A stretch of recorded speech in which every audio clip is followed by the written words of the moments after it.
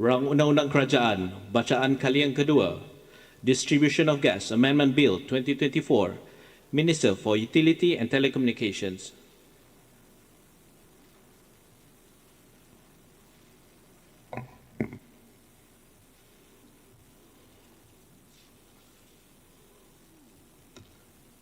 Tuan Sri Dato' Ahmad Speaker, I beg to move that the Distribution of Gas Amendment Bill 2024 be read a second time.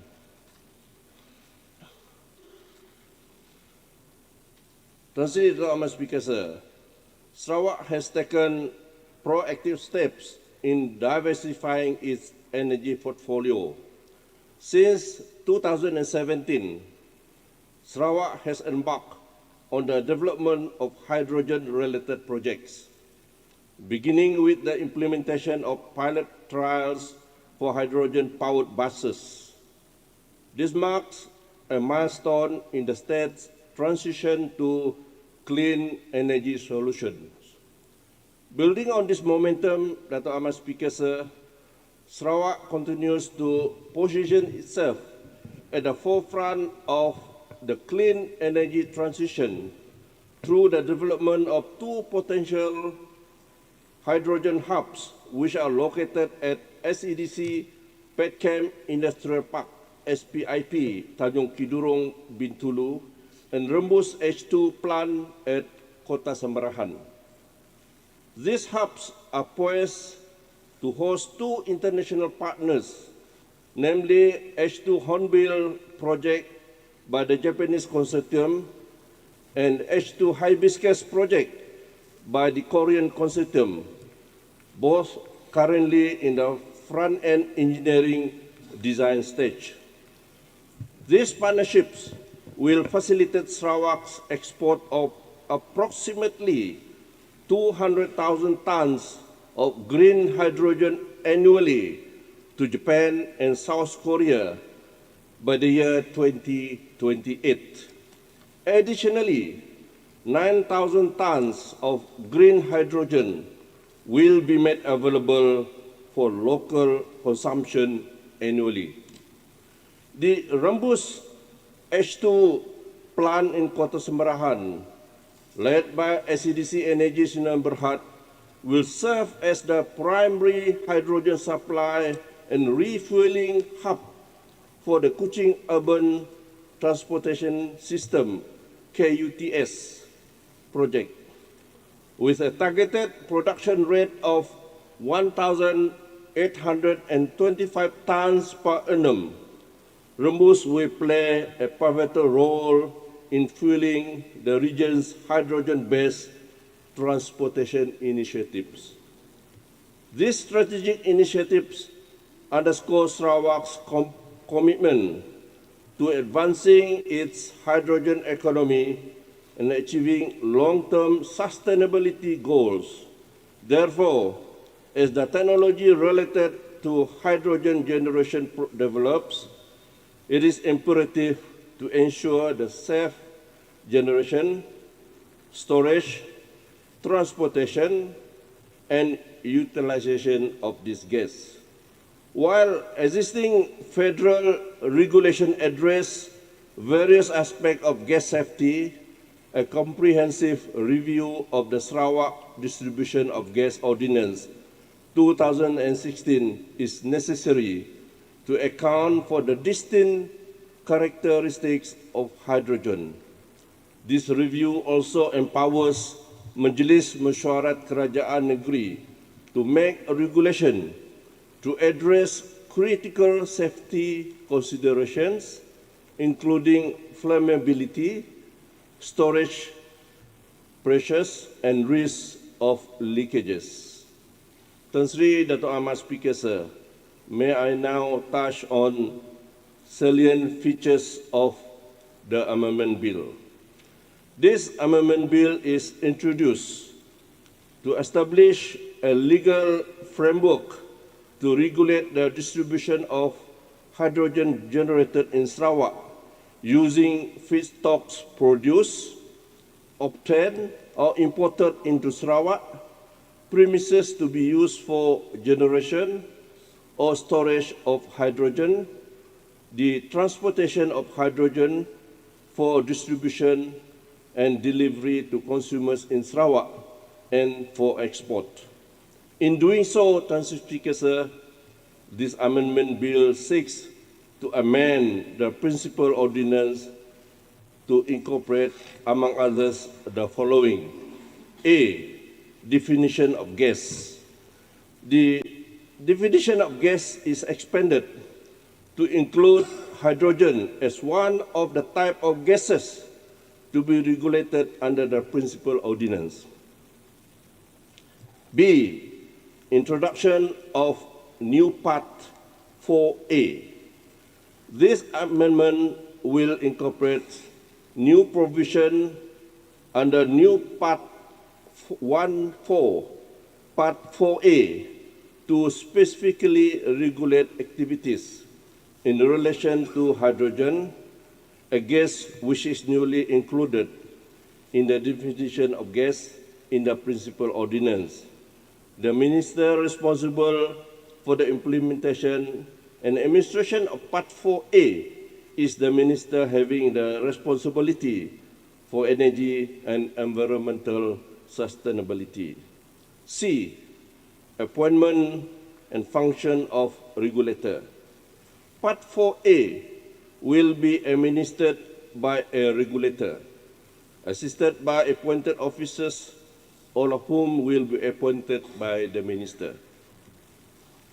The regulator shall have the functions to A, issue licenses for activities such as 1, hydrogen generation using any of the feedstock or a combination of. 2, the building or maintaining a hydrogen generation facility. 3, the use of any premises, building, installation or land for the storage of hydrogen. 4, the distribution, transportation, conveyance of hydrogen within Sarawak or for export. And 5th, the sale, retail and utilization or use of hydrogen in its original, blended or hydrogenated form as a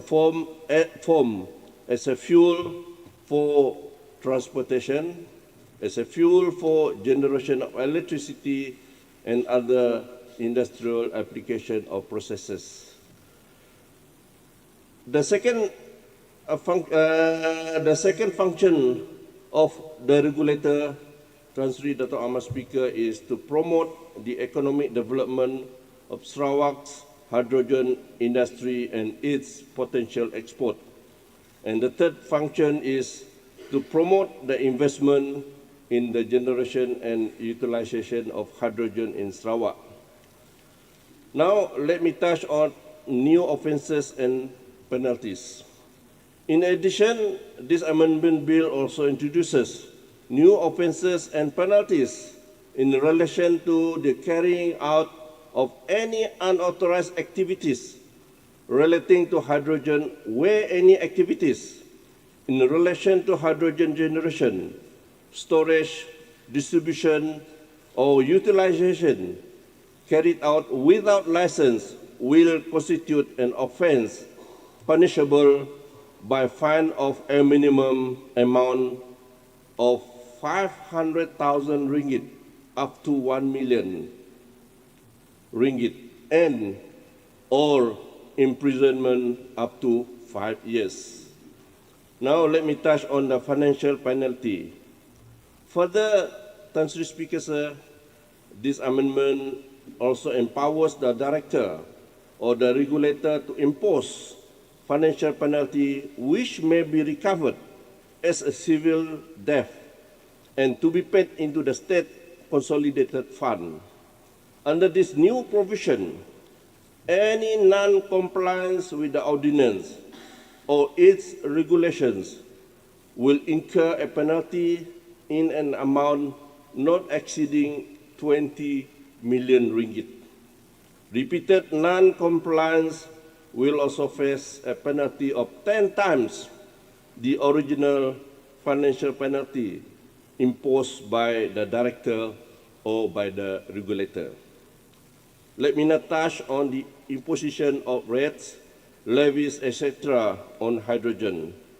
Additionally, Transcript Speaker, sir, this amendment bill will empower the Majlis Mesyuarat Kerajaan Negeri to impose state rates, levies, taxes, or charges on hydrogen-related activities, including on feedstock imports, facility operations, sales, export, distribution, and transportation of hydrogen.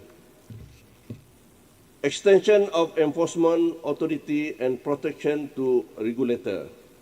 Another salient point to be highlighted here, Transcript Speaker, sir, is the introduction of new provision which extends enforcement authority to the regulator and grants the same protection accorded to the director or authorized persons to the regulator and appointed officers. As a conclusion, Dato' Ahmad Speaker, all the matters covered under the amendments are ancillary or subsidiary to the legislative power on distribution of gas conferred on the Dewan Undangan Negeri by the Borneo State Legislative Powers Order 1963 made by Yang di-Pertuan Agong pursuant to Article 95C of the Federal Constitution. With the passing of this amendment bill, the principal ordinance is enhanced to support Sarawak's clean energy transition by enabling and promoting hydrogen development, generation, distribution, and use. With this amendment bill in place, it would empower Sarawak to regulate the hydrogen activities and underscore Sarawak's commitment to advancing its hydrogen economy and having a transparent and investor-friendly regulatory framework to develop the hydrogen and related clean energy solution in the industry in Sarawak. I therefore, Tan Sri Dato' Ahmad Speaker, beg to move.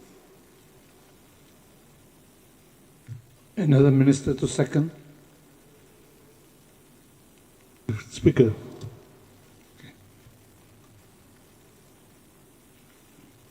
Now I call upon honourable members of this August House to debate on the second reading of the bill.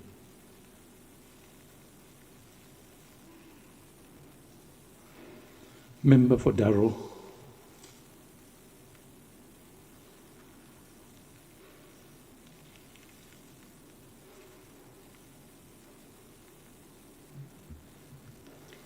Assalamualaikum warahmatullahi wabarakatuh.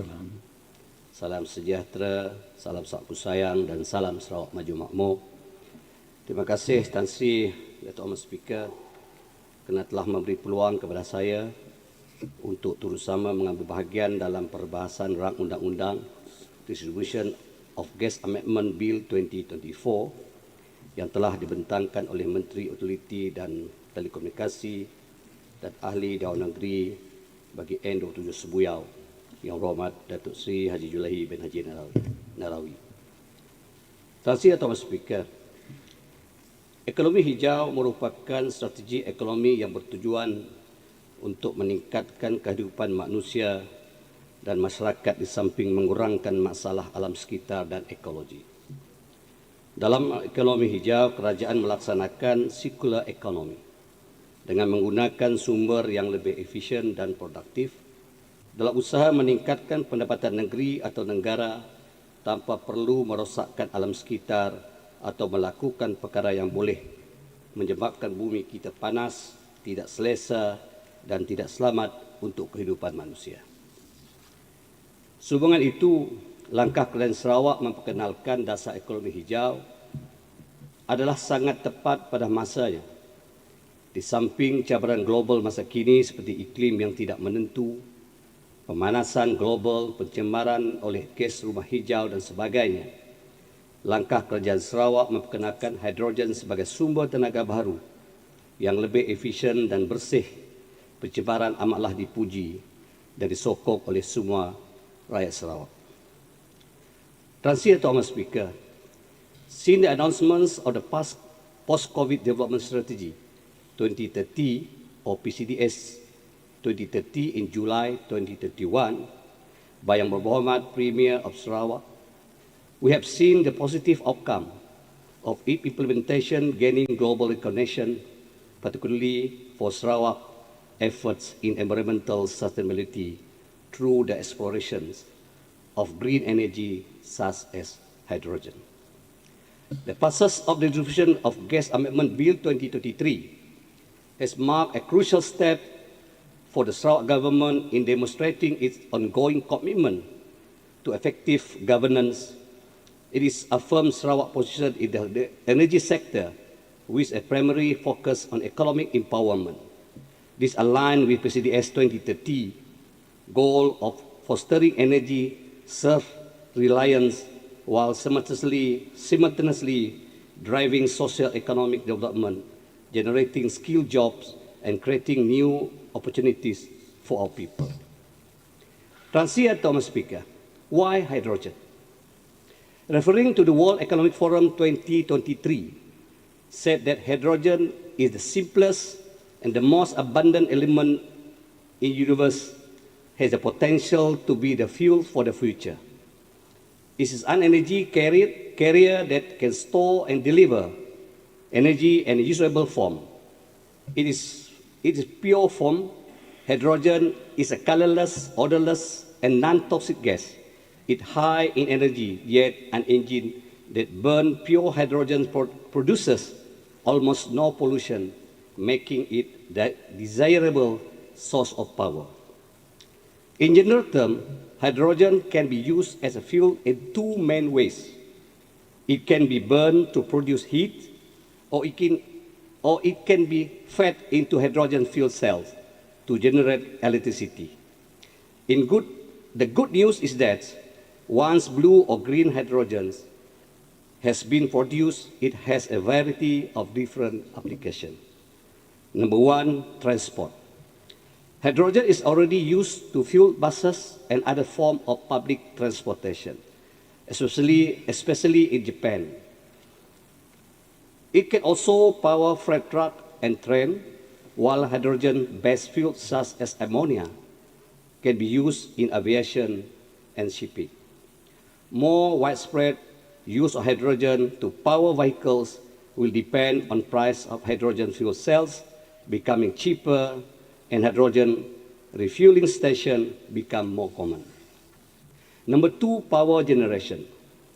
Hydrogen can be used for turning renewable energy sources into a fuel that can then be stored and transported over long distances. Hydrogens and ammonia can also be used in gas turbine and coal-fired power station to reduce their emissions. Number three, heating building. Hydrogen can use potential to replace natural gas for heating domestic and commercial building via existing natural gas infrastructure. Hydrogen boiler and domestic hydrogen fuel cell require further development but could play an important role in the future.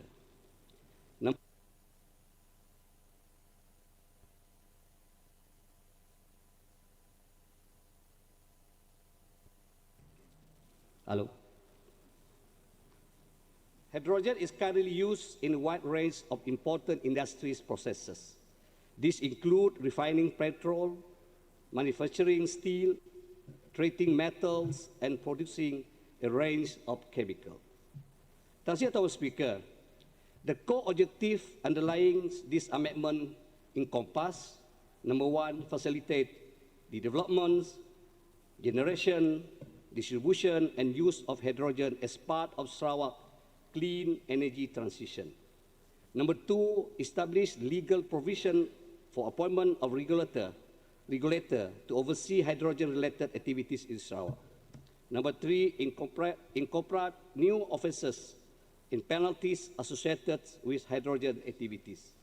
And number 4, allowed the Majlis Mesyuarat Kajian Negeri to impose rates, levies, taxes, or charges on hydrogen activities through state law. Dato' Speaker, important and function of regulator. To ensure the effectiveness and success of the proposed amendment to this bill, it is essential to establish an official designated entity responsible for overseeing the comprehensiveness regulations of hydrogen supply and demand dynamics in Sarawak. The regulator is a critical entity which will enable Sarawak government to efficiently oversee and administer the sustainable growth and regulation of our burgeoning hydrogen industry. The regulator will ensure that Sarawak is well positioned as a leader in hydrogen production, distribution and export by enacting policies and providing oversight that drive both industry development and economic prosperity. Entrusting the regulator with the function of issuing licenses for key hydrogen-related activities, which include but not limited to: number 1, hydrogen generation. Licensing will encompass hydrogen production from a variety of feedstock, ensuring compliance with environmental and safety standards while encouraging innovation and production strategies. Number 2, infrastructure development.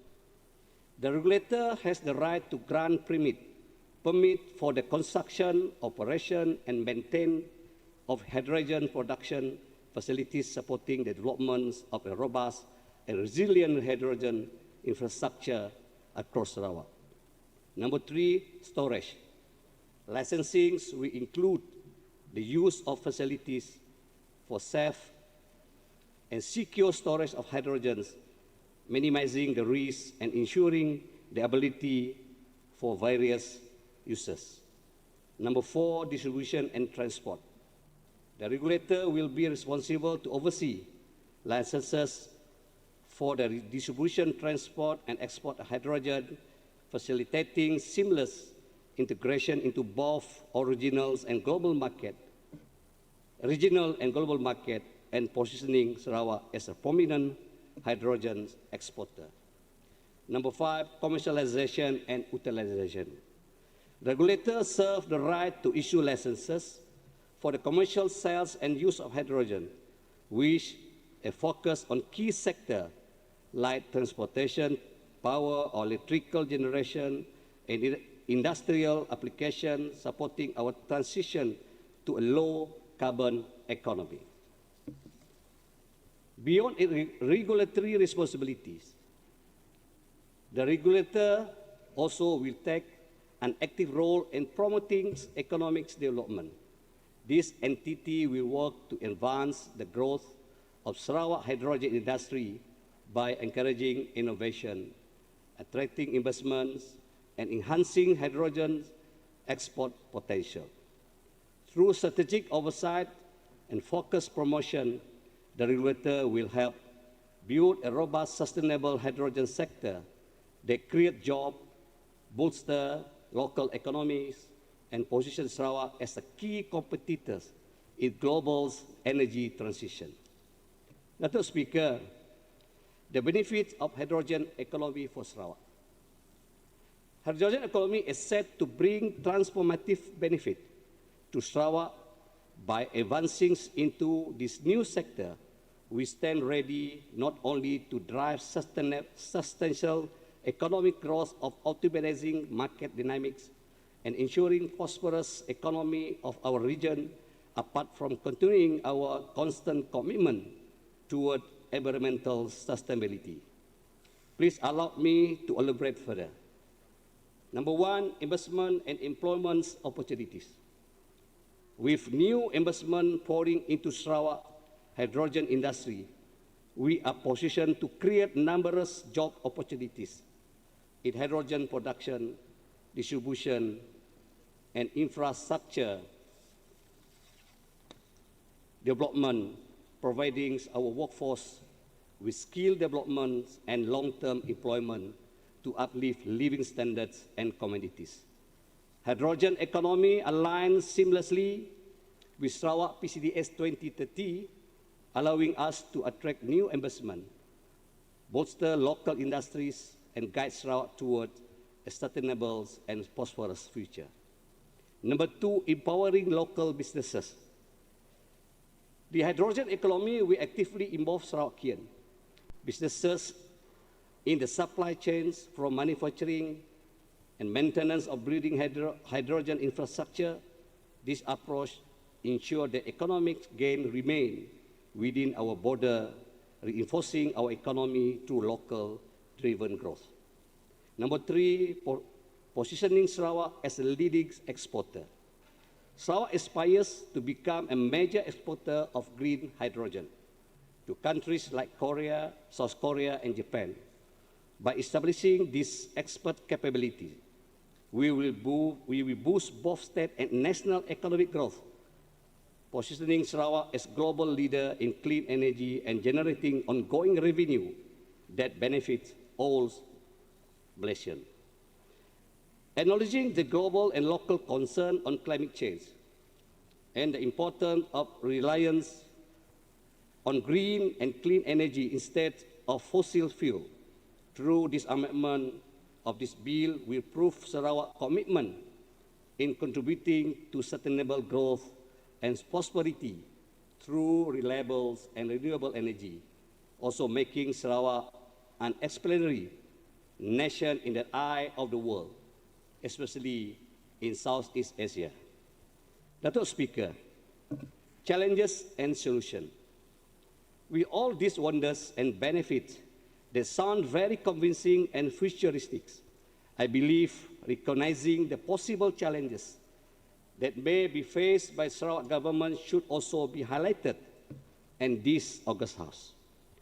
I came across to a very interesting point by John Scott, the head of sustainability risk at Zurich Insurance Group, and I quote, "Hydrogen is clearly valuable and versatile and requires significant investment to rapidly scale up electrolyzer capacity for green hydrogen. The acceleration in the implementation of industrial scale CCUS required for blue hydrogen, and in parallel, the development of new hydrogen transport infrastructure. This highlights that building a low-emission hydrogen production plant requires a high level of investment in terms of infrastructure, involvement of technologies, and also efficient governance and regulation. This is also supported by the International Energy Agency, IEA, in their statement that says equipment and financial costs are increasingly putting projects at risk. SIEA Executive Director Fasil Berol notes greater progress is needed on technology, regulation, and demand creation to ensure low-emission hydrogen can realize its full potential. Dato' Speaker, the passage of this bill represents a significant step forward in Sarawak economic empowerment. By establishing clear policies for the self-production of hydrogen as a primary energy source, we are aligning with the PCDS 2030 goal and advancing our pursuit of energy self-reliance. Moreover, this legislation will drive Sarawak socio-economic development by attracting both local and international investment, creating skilled jobs, and expanding opportunities for our people. The growing awareness of the importance of green energy within the Sarawak community has also led to an increased focus on developing technical expertise and interpersonal skill, ensuring the Sarawakians are well prepared for the workforce. This contributes directly to the aspiration of the PCDS 2030 to improve household income. To bring this to a close, with Sarawak continuous commitment and pursuit of renewable energy since 2017, led by our far-sighted leader, Yang Berhormat Premier Sarawak, through various hydrogen initiatives, is shared by Honourable Minister for Utility and Telecommunication, and the criticality of establishing efficient governance on production, storage, transport, and use of hydrogen. Let us unite in support of this transformative legislation, which will definitely enhance the prosperity and well-being of our beloved state. Datuk Speaker, sebagai penutup, saya ingin merakamkan ucapan tahniah dan syabas kepada kerajaan Sarawak yang telah mengambil langkah yang tepat dalam mengetengahkan dasar ekonomi hijau Sarawak sekaligus merangsang kemajuan ekonomi negeri ke arah Sarawak maju makmur. Saya percaya dengan pindaan terhadap undang-undang ini mampu membuka lebih besar dalam industri hidrogen di Sarawak di samping meningkatkan sosioekonomi negeri. Dengan ini, Datuk Speaker, saya menyokong sepenuhnya rang Undang-Undang Distribution Gas Amendment Bill 2034. Sekian, terima kasih. Terima kasih Yang Berhormat Dato'. Next, I would like to call Yang Berhormat Talian, please.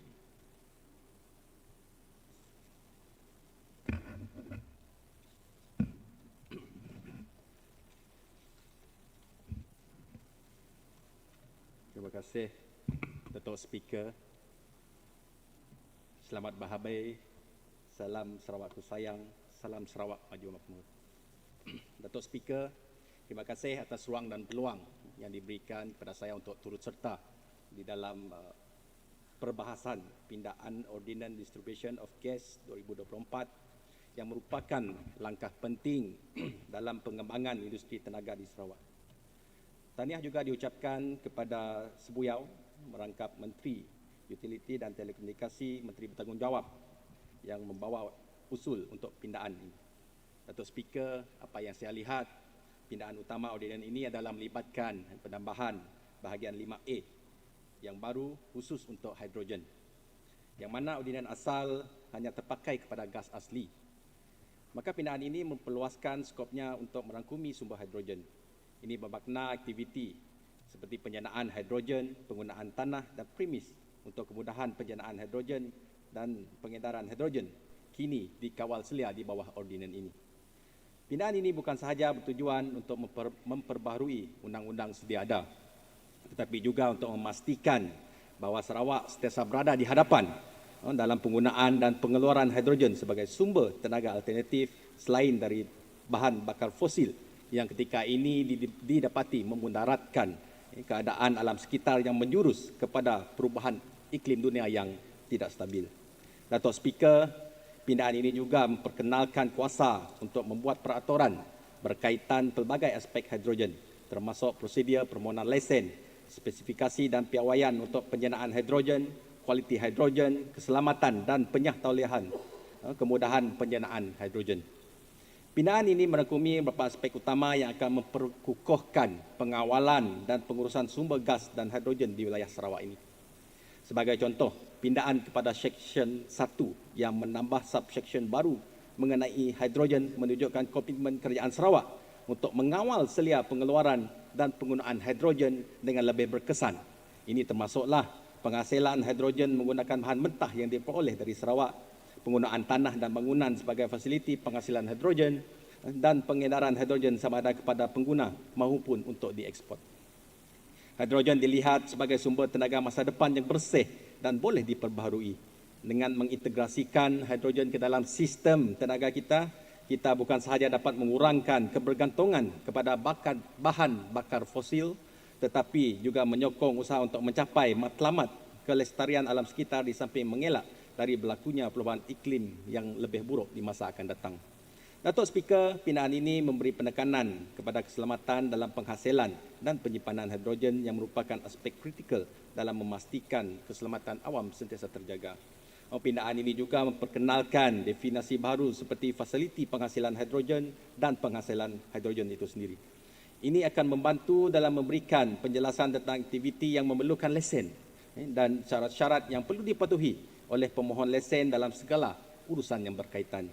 Dengan adanya definisi yang jelas, kita dapat memastikan bahawa semua pihak yang terlibat memahami tanggungjawab masing-masing. Salah satu aspek penting dalam pindaan ini adalah mengenai proses permohonan lesen. Dengan memperkenalkan Seksyen 19B, tiada individu atau entiti yang boleh menjalankan aktiviti berkaitan hidrogen tanpa lesen yang dikeluarkan oleh regulator yang telah diberikan tanggungjawab untuk mengendalikan hal ini. Proses ini akan memastikan bahawa semua aktiviti berkaitan hidrogen dilakukan dengan mematuhi peraturan yang ketat dan tersusun, sekaligus melindungi kepentingan awam dan alam sekitar yang sentiasa menjadi keutamaan kerajaan Sarawak. Manakala Seksyen 19C dalam pindaan ini pula menetapkan keperluan khas yang perlu dipatuhi oleh pemohon untuk mendapatkan lesen berkaitan aktiviti penghasilan dan pengedaran hidrogen. Seksyen ini bertujuan untuk memastikan bahawa semua operasi berkaitan hidrogen dilakukan dengan mematuhi peraturan yang telah digariskan demi keselamatan, kesihatan dan perlindungan alam sekitar sambil membolehkan perkembangan mampan industri hidrogen di Sarawak.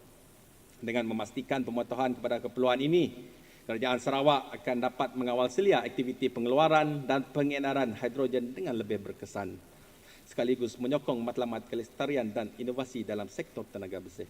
Datuk Speaker, seterusnya Seksyen 19F dalam pindaan Ordinance Distribution of Gas 2024 ini menetapkan peruntukan mengenai pelaksanaan levy, charge dan bayaran lain yang berkaitan dengan aktiviti penghasilan dan pengedaran hidrogen di Sarawak. Seksyen ini memberi kuasa kepada Majlis Mesyuarat Kerajaan Negeri untuk mengenakan pelbagai jenis levy dan charge bagi memastikan pengawalan yang berkesan terhadap industri hidrogen. Tujuan Seksyen 19F ini adalah dengan jelas untuk yang pertama adalah pengawalan ekonomi. Seksyen ini bertujuan untuk mengawal dan memantau aktiviti berkaitan hidrogen dengan menetapkan kadar levy yang sesuai. Ini membantu dalam memastikan bahawa semua pihak yang terlibat dalam penghasilan dan pengedaran hidrogen mematuhi peraturan yang telah ditetapkan. Yang kedua adalah untuk pendapatan kerajaan. Dengan mengenakan levy, kerajaan Sarawak dapat menjana pendapatan tambahan yang boleh digunakan untuk pembangunan infrastruktur dan program-program berterusan berkaitan tenaga bersih di Sarawak. Dan yang ketiga, penyelarasan aktiviti. Levy yang dikenakan juga berfungsi untuk menyelaraskan aktiviti pengeluaran dan penggunaan hidrogen, memastikan bahawa semua operasi dilakukan dengan cara yang selamat dan teratur.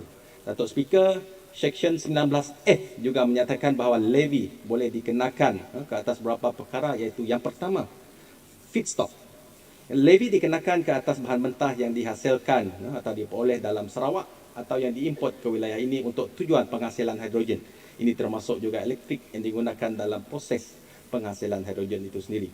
Yang kedua adalah fasiliti penghasilan hidrogen. Penggunaan fasiliti untuk penghasilan hidrogen juga tertakluk kepada levy. Memastikan bahawa semua operasi di fasiliti tersebut mematuhi standard keselamatan dan peraturan yang ditetapkan. Yang ketiga, penggunaan tanah dan premis. Levy akan dikenakan bagi penggunaan tanah dan bangunan sebagai fasiliti penghasilan hidrogen. Ini adalah bagi menggalakkan penggunaan ruang yang efisien dan lebih bertanggungjawab. Yang keempat, jualan dan ekspor hidrogen. Aktiviti jualan, runcit atau ekspor hidrogen keluar Sarawak juga akan dikenakan levy. Ini bertujuan untuk membantu kerajaan mengawal aliran sumber tenaga ini di pasaran secara lebih teratur dan sistematik. Yang kelima, pengedaran hidrogen. Pengedaran hidrogen di dalam Sarawak atau untuk tujuan ekspor akan dikenakan levy bagi memastikan semua proses dilakukan secara patuh dan selamat. Datuk Speaker, penggunaan levy ini juga sudah pasti membawa banyak kelebihan, bukan sahaja dalam bentuk pendapatan kepada kerajaan, malahan secara tidak langsung ia turut membantu kerajaan dalam aspek-aspek seperti yang berikut. Yang pertama, kepatuhan perundangan. Penggunaan levy ini akan mendorong syarikat-syarikat untuk mematuhi undang-undang dan peraturan berkaitan dengan keselamatan dan perlindungan alam sekitar. Dan yang kedua, pembangunan industri hijau. Dengan adanya sistem levy yang jelas, industri hidrogen di Sarawak dapat berkembang dengan lebih teratur sekaligus menyokong usaha kerajaan untuk menjadi pusat pengeluaran tenaga bersih di rantau Asia ini. Dan yang ketiga, peningkatan kesedaran.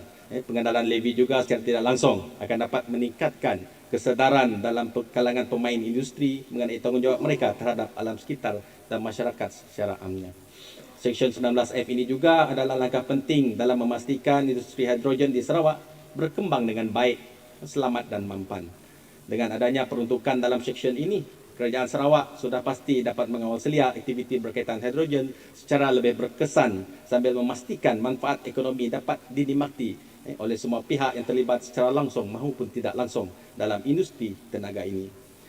Datuk Speaker, sebagai penutup, saya ingin menekankan bahawa pindaan kepada Ordinance Distribution of Gas 2024 ini adalah langkah strategik untuk memajukan industri tenaga di Sarawak. Ia bukan sahaja akan meningkatkan keselamatan dan keberkesanan pengurusan sumber tenaga kita, tetapi juga membuka peluang baru untuk inovasi dalam sektor tenaga hijau yang kerajaan kita terjui pada masa kini.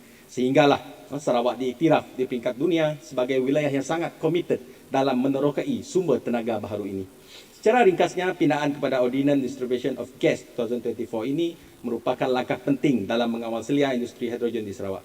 Ia menyediakan rangka kerja perundangan yang komprehensif untuk memastikan pembangunan mampan industri ini. Maka dengan itu, saya ingin menyuruh semua ahli Dewan untuk menyokong pindaan ini demi masa depan Sarawak yang lebih lestari, cerah, maju dan makmur. Telian menyokong penuh pindaan ini. Nyak jaku aku. Sekian, terima kasih. Terima kasih Yang Berhormat Telian. Seterusnya Yang Berhormat Bukit Asik. Silakan.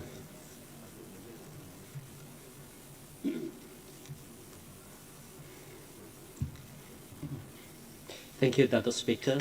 Thank you for giving me the opportunity in participating the debate on the distribution of gas Amendment Bill 2024. This amendment to the Distribution of Gas Ordinance 2016, which is the principal ordinance, is a significant step forward for Sarawak as we strengthen our commitment to becoming a leader in clean energy, especially in hydrogen. Hydrogen is increasingly recognized as green energy. It plays a vital role in our global efforts to combat the climate change, reduce emissions, and ensure a sustainable future for the generations to come. As the nation transitions away from the fossil fuels towards renewable sources, Sarawak has established itself as a leader in the region and on the global stage, particularly in hydrogen production. Dato' Speaker, Sarawak's abundant hydropower resources provide us with a unique advantage, enabling us to build a green hydrogen hub that not only supports economic growth but also aligns with Malaysia's National Energy Transition Plan. And by amending this ordinance, we are taking the critical steps needed to regulate the hydrogen production, distribution, and related activities within our state. And this strategy move will help us safeguard our resources, ensure safety, and maximize the benefit of Sarawak's emerging hydrogen economy. And this amendment is historic, introducing this first law specifically focused on hydrogen. And with this regulatory framework, Sarawak will be better positioned to attract investment, drive innovations, and support advancement in hydrogen technologies. From electrolyzers to fuel cells and energy storage systems, the hydrogen sector holds vast potential for economic growth, for the job creation and sustainable development. And furthermore, the Distribution of Gas Amendment Bills 2024 is critical to achieving our net zero emissions goal. And with tailored regulation for hydrogen, Sarawak can safely manage and expand its hydrogen economy while upholding environmental and safety standards. And this amendment supports our ongoing initiatives in carbon capture, utilization, and storage, bracket, CCUS, bracket, and further positioning Sarawak as a model for sustainable economic growth. And with that, Dato' Speaker, I fully support the distribution of gas Amendment Bill 2024. Thank you. Thank you, Yang Berhormat. Okay, Asik. I would like to call upon Yang Berhormat Kota Sentosa, please.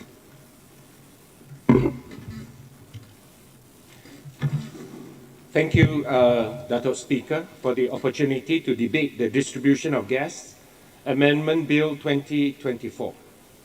It cannot be denied that hydrogen will play and continue to play a crucial role in decarbonizing our industrial sectors, enable the transport of energy to resource-constrained regions, and enable a clean and resilient energy system.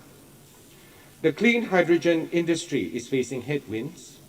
Costs and cost expectations have risen substantially, particularly for renewable hydrogen. However, the cost of producing renewable hydrogen is expected to decline to $2.5 to $4 per kilogram towards 2030, driven by advancements in electrolyzer technology, manufacturing economics of scale, design improvements, and reduction in renewable power costs. Sarawak government's hydrogen production ambition is a front-runner in the global race to scale up hydrogen production to boost energy security within our energy mix. The amendment shows that Sarawak are fully focused and committed on making Sarawak as an important hub of renewable hydrogen production. The global energy crisis has spotlighted the importance of hydrogen. Dato' Speaker, low-carbon hydrogen will play an important role in Sarawak and Malaysia's energy security and achieving net zero as a key enabler of a low-carbon and renewable-based energy system. Produced using homegrown, clean, renewable energy, hydrogen technologies can make Sarawak's energy system more flexible, resilient, and independent, and could lead to billions of savings by 2030. Sarawak have a clear ambition for the Sarawak hydrogen economy, aligning policy development with the wider efforts to decarbonize our economy. Sarawak can aim to harness the industrial opportunities that the growing hydrogen sector presents. Sarawak can become a global leader in the production and use of low-carbon hydrogen by drawing on strong domestic expertise and favorable geology, geography, and infrastructure. Dato' Speaker, Sarawak can use hydrogen to decarbonize and provide greener energy across power and transport. We can also store it for long periods of time for use when demand is high. The hydrogen economy offers another avenue for reskilling across industry as we transition towards net zero and provide new opportunities across our industrial parks in the planning and construction of new infrastructure to produce, transport, store, and use this homegrown superfuel. The infrastructure projects and associated supply chains needed for hydrogen production could create new high-paying job opportunities and attract private investments, thus further boosting Sarawak's economic growth. Dato' Speaker, with the amendment, Sarawak government can help stimulate hydrogen demand in industrial sectors by funding innovation and deployment of hydrogen technologies across multiple applications, by providing for industrial manufacturers seeking to deploy decarbonization technologies, including providing study project support and upfront capital investment support for hydrogen off-takers to implement hydrogen fuel switching projects on their industrial sites. Datuk Speaker, the amendments will enable Sarawak to have a legal framework to use standards and regulations as another way to support hydrogen use in industrial manufacturing and in making strategic decisions on the role of hydrogen in our economy. As such, the amendments proposed is a preemptive and concerted action of the Sarawak government to support clean hydrogen growth, facilitating additional decarbonization. The regulatory framework overall for hydrogen industry is still evolving in Malaysia. As such, Sarawak must take the lead in legislation for potential revenue production, tax credits from the hydrogen industry, and in providing financial support for the hydrogen hubs. Facilitate renewable hydrogen policies which are at an early stage and have not yet fully impacted the market. On that closing remark, I fully support the distribution of Gas Amendment Bill 2024. Thank you. Thank you, Yang Berhormat Kota Sentosa. Seterusnya saya mempersilakan Yang Berhormat Lingga.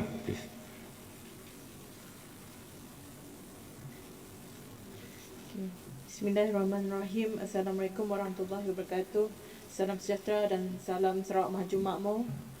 First, I would like to thank Datuk Speaker for giving me the opportunity to participate in the debate on the second reading of the Distribution of Gas Amendment Bill 2024 presented by the Honourable Minister of Utilities and Telecommunications and concurrently member of the N27 Sebuyau State Legislative Assembly. Datuk Speaker, Sarawak is forging ahead with its plan to create Asia's first green hydrogen economy.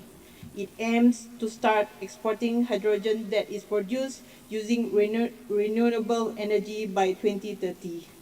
According to offshore article on 29 February 2024, clean energy solutions provider Gentari, through its subsidiary Gentari Hydrogen, has signed a heads of agreement HOA with SEDC Energy for the joint development of a centralized hydrogen production hub in Sarawak's Bintulu, Malaysia. While recently in September 21st in Dayak Daily News article, Sarawak Hydrogen Economy Roadmap has secured USD 4.2 billion in strategic partnerships driving the development of hydrogen plants, support infrastructure and innovations like the autonomous rapid transit ART system to sustainably produce green energy for both domestic and international markets. With all these strategic plans, it is timely for Sarawak government to have specific ordinance on hydrogen. Datuk Speaker, the objective of the Distribution of Gas Amendment Bill 2024 is to amend the Distribution of Gas Ordinance 2016 (the Principal Ordinance) by adding new sections and subsections related to hydrogen, which will emphasize the provisions for appointment of regulator, licensing, additional duties and functions of regulator, offences and penalties, extension of power to regulator on enforcement and other amendments. Datuk Speaker, referring to Distribution of Gas Amendment Bill 2024 Section 19A, appointment of regulator plays a very significant role to carry out the responsibility in regulating the licensing of hydrogen-related activities in Section 19B, 19C, 19D, 19E, 19F, and 19H, to realize the GPS government's objectives, especially to expand the hydrogen economy both domestically and internationally. Accordingly, with the regulation of hydrogen activities, it can help to protect Sarawak's right to upsurge the state's income sources in line with the goals of PCDS 2030. Dato' Speaker, an ordinance for hydrogen is very crucial and play an important role because it helps to promote hydrogen use, where a legal framework can help to increase the use of hydrogen in energy system, which can be beneficial for a country's sustainable development. Second, it helps to create an organized supply chain. A legal framework can help to create an organized structure for the hydrogen supply chain, which includes production, transportation, storage, and utilization. We know that the road from project planning via approval processes to execution is fraught with complexities. The amendment of Gas Distribution Bill 2024 is a promising step forward to address these on-the-ground challenges. By supporting this amendment bill, it will give Sarawak Hydrogen's economy roadmap priority in legal considerations and approval procedures by classifying them as developments of paramount public interest and with security relevance. Time will tell if the measures are sufficient. Some details need to be discussed, and there may be adjustment during the legislative process, but this bill is an important step forward. Dato' Speaker, with today's technology, the Sarawak government should always be attentive and equipped for the development of green-based technology, specifically hydrogen, because electrolyzer technology will continue to grow rapidly and drive economic growth. We also do believe adapting new and latest technology will be another important building block for the hydrogen technology produced by Sarawak. Research and development, as well as funding through government programs, are essential to maintain the advantages of hydrogen technology. If we want to meet our ambitious hydrogen generation goals, stay at the forefront of the transition towards a sustainable economy, and profit from the growth it will spur, we need to act now. So therefore, Lingga fully support the distribution of Gas Amendment Bill 2034. Thank you. Thank you, Yang Berhormat. With respect, may I call upon Yang Berhormat Tupong, please.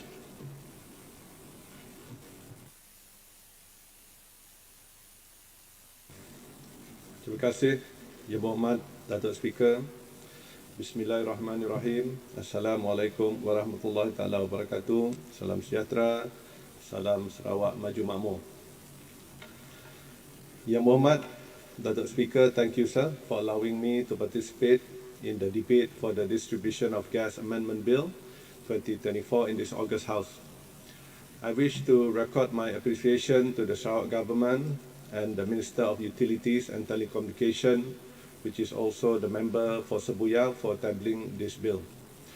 This is a significant milestone in our approach towards energy diversification, particularly in hydrogen economy, in our effort to promote sustainable energy production. It is high time that we legislate a law to regulate this new industry, its processes and the businesses participating in it. While there are stakeholders who are keen to participate, one aspect that we must not overlook is safety. This translates to the generation, storage, transport, and the use of hydrogen. Since 2017 until now, we have grown our hydrogen industry by leaps and bounds. The Premier and the Honourable Member for Gedong have proven to be far-sighted when he introduced Sarawak's hydrogen economy, and from the outset he identified our potential and the tangible returns to Sarawak. Today, we are among the pioneers of the hydrogen economy, and Sarawak's experience in managing our hydrogen production and application is sought after by other countries. In the past few years, the Premier has been invited to speak around the world to share our knowledge as well as leadership in this new economy. Just last week, the Sarawak delegation went to Abu Dhabi for its International Petroleum Exhibition and Conference, where the Premier was amongst the panelists. Before that, it was Australia, Korea, Poland, Japan, Netherlands, and Singapore, among others. Through hydrogen, we have put Sarawak on the world map. Through hydrogen, we have become among the global leaders of the new economy, and through hydrogen, we are safeguarding our future for this generation and the next. Yang Berhormat Datuk Speaker, there is always this question on the back of the mind of critics. Why are we focusing on hydrogen economy, this astronomical undertaking, when there are still other things that must be addressed? I understand the sentiment, and so does the leaders in GPS. But let me say that the hydrogen economy is one of the solutions to our challenges, and I will tell you why. The hydrogen economy will be a revenue stream for Sarawak, if not the revenue stream of the future. What does this mean? It means we will be able to continue funding rural development, ensuring basic facilities are provided and continue to be improved upon. This will narrow the urban-rural development gap and ensure that no one will be left behind. Through this new industry, we are able to create more jobs for the people and tap local talents, allowing them to obtain high-paying jobs and uplift their living standards and raise the household income. In terms of stimulating the local economy, the industry will provide opportunities in its supply chain. This includes manufacturing, maintenance, and infrastructure development for hydrogen production and refueling. It is clear that it is not some vanity project as certain quarters might think and continue to say otherwise. This aligns with our vision, our target, and the end goal of positioning Sarawak as developed and high-income region by 2030, with our developed gap being bridged, our household income being raised, and the local economy being spurred. I spoke about how we have made tremendous progress in the hydrogen economy, and I spoke about how important it is to the development in Sarawak. Against this background, we must move to safeguard this precious resource through its amendment bill, which provides legal provision for regulation as well as the authority to impose levies or taxes on hydrogen activities. We simply cannot, I repeat, cannot be caught with our pants down when it comes to the time that other quarters are thinking of taking away our resources for their own gain. We have seen it happen before, and we don't want to see it happen again. Once bitten, twice shy. We should remember this. Hydrogen must also be covered is also covered under the state law, which is the DGO, Distribution of Gas Ordinance, a law which was passed in pursuant to the Borneo State's Legislative Power Order 1963 made by Yang di-Pertuan Agong under the Article 95C of the Federal Constitution. It doesn't come any more clearer than that. Which means all parties must respect the rule of law. Without the respect to the rule of law, arum bulaknya gunung yang kukuh pun boleh runtuh, Yang Berhormat Datuk Speaker. This amendment will ensure that all that we have worked for, the hydrogen that we produce, will continue to belong to Sarawak, benefited by Sarawakian, and its revenue used to fund initiatives to serve our people better. No question about it. We are not being parochial, but Sarawak's interests must come first. Sarawakian must come first, Sarawak first, and a successful Sarawak will contribute to a successful Malaysia. Yang Berhormat Datuk Speaker, the Premier announced this morning that Sarawak is set to establish a hydrogen development roadmap, and it aims to position Sarawak to be a key player in the clean energy market, where the focus of the roadmap is ensuring its supply. In Sarawak, we have embarked on a number of projects for hydrogen production, supply, distribution, and application. Amongst that was mentioned by Yang Berhormat Sebuyau, the Hornbill, and the Hibiscus project, carrying a potential FDI of USD 3.2 billion and the potential local investment of USD 800 million. My point is that the roadmap will ensure a clear investment path as well as participation in Sarawak's hydrogen industry, positioning hydrogen as the alternative fuel. This means there is vast potential for monetization and further bolster Sarawak revenue stream. Besides that, it would of course entice international investors to come to Sarawak, as the roadmap would also provide a clear direction, policies for them to evaluate, strategize, and make decisions. Yang Berhormat Datuk Speaker, with more participation, there is a need for licensing and regulatory activities. Proper procedure must be drawn up to ensure everyone plays by the rules and not cut corners, particularly in terms of safety and compliance. It is my hope that with this bill, we will be able to fully realize our hydrogen potential and the development of this new industry. With that, I beg to support the distribution of Gas Amendment Bill 2024. Thank you. Assalamualaikum warahmatullahi taala wabarakatuh. Waalaikumsalam, Yang Berhormat Tupong. Next on the list is Yang Berhormat Murum, please.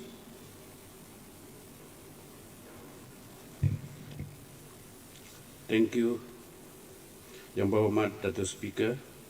Thank you for the honor and the opportunity given to debate on distribution of Gas Amendment Bill 2024 tabled by Yang Berhormat Menteri Utiliti dan Telekomunikasi dan Ahli Dewan Undangan Sarawak N27 Sebuyau for the second reading. Yang Berhormat Datuk Speaker, today we convene to discuss a matter of profound importance, the distribution of Gas Amendment Bill, which seeks to amend the distribution of gas ordinance 2016. This amendment is not merely a legislative updating, it marks a pivotal step toward embracing innovation in our energy sector, particularly in the rapidly evolving field of hydrogen. As the global community shifts toward sustainable energy sources, the demand for a robust framework that accommodate alternative fuels become increasingly critical. Hydrogen has emerged as leading contender in the pursuit of clean energy, offering a viable solution to reduce our carbon footprint and lessens our reliance on fossil fuel.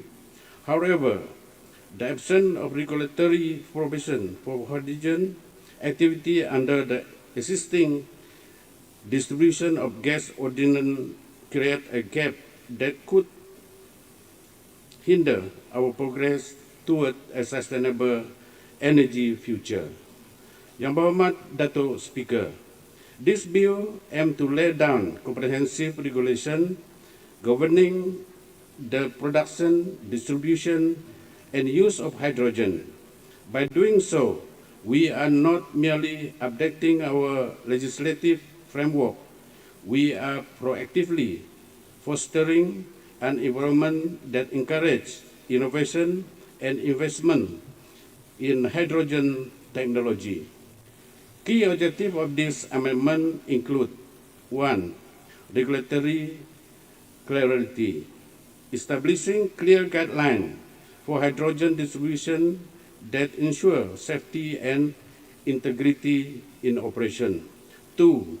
Promoting infrastructure development, enabling the necessary infrastructure to support hydrogen production and distribution, thus paving the way for its integration into our energy matrix. 3. Environment benefit, supporting the transition toward cleaner energy by facilitating the adoption of hydrogen as a viable alternative to traditional fossil fuel. 4. Economic growth, positioning our region as a leader in the hydrogen economy, creating jobs and stimulating economic opportunities. Yang Berhormat Datuk Speaker, I acknowledge that some may express concern regarding the technicalities and environmental implications of hydrogen distribution. However, it is better to note that this bill incorporates rigorous safety standards, best practices, and stakeholder consultation, ensuring that risks are mitigated effectively. The use of hydrogen, when managed correctly, poses fewer risks compared to the environmental hazard associated with the fossil fuel. Yang Berhormat Datuk Speaker, in conclusion, the distribution of gas amendment bill 2024 is a forward-thinking piece of legislation that not only regulate hydrogen activities, but also open doors to innovation in energy. By voting in favor of this bill, we are making a commitment to sustainability, economic development, and technological advancement.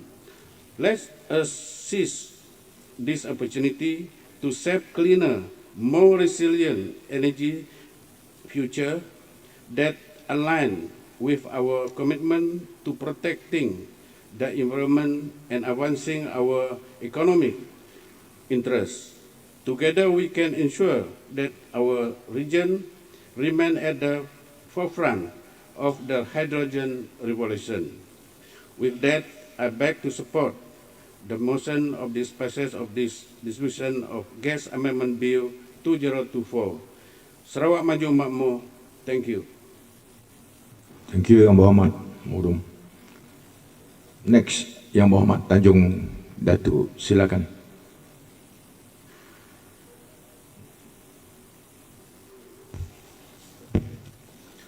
Thank you, Mr. Speaker, for allowing me to debate on distribution of the Gas Amendment Bill 2024.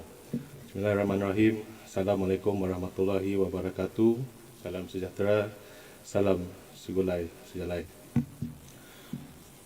Honorable members of this August House, first of all, I would like to congratulate the GPS state government led by Yang Amat Berhormat Premier for its wisdom and quick thinking to table this amendment bill. And I would like to also applaud the Honorable Minister from N27 Sebuyau, Minister for Utility and Telecommunication, for presenting this bill. I would like to then also congratulate fellow members, fellow colleagues, the speakers before me for their respective debates on the bill. Although most of us share similar points, but this shows the collective support towards the amendment of this bill by us backbenchers. And I believe this has also brought out the inner hydrogen expert in all of us backbenchers. Mr. Speaker, sir, based on the 2022 speech by YAB Premier, member from Gedong, which I quote, I believe the time for hydrogen has arrived. After several decades of waiting for the potential of hydrogen as an energy carrier, Hydrogen is now ready to assume a leading role in the global energy and economic transition. Almost 90% of global GDP has put forward hydrogen support policies or initiatives. Furthermore, global hydrogen market is picking up speed, with clean hydrogen production has more than doubled since January 2021. By 2050, the world economies and energy systems will look greener. And there's also a projected reduction in renewable energy and electrolyzer costs, as well as the need for deeper decarbonization of all economic sectors, which will drive the emergence of a global market for green hydrogen and its derivatives. Fast forward to 2024, Sarawak now is on track to becoming the largest green hydrogen producer in the ASEAN region. And I believe, as shared as my fellow colleagues and honorable members in this August House, Sarawak is also forming several partnerships for green hydrogen projects said to be worth a total of USD 4.2 billion, which includes the development of hydrogen plants in Bintulu and Rembus Depot near Kuching. However, Mr. Speaker, sir, technology is never completely risk-free. The dangers associated with hydrogen technologies can be compared of those of other energy technologies, and safety is of utmost concern and as a relative concept. Behavioral biases like the risk regulation reflex or a rush to judgment and path dependency can also be present. Thus, dealing with these calls for open communication, clear information, and science-based decision-making.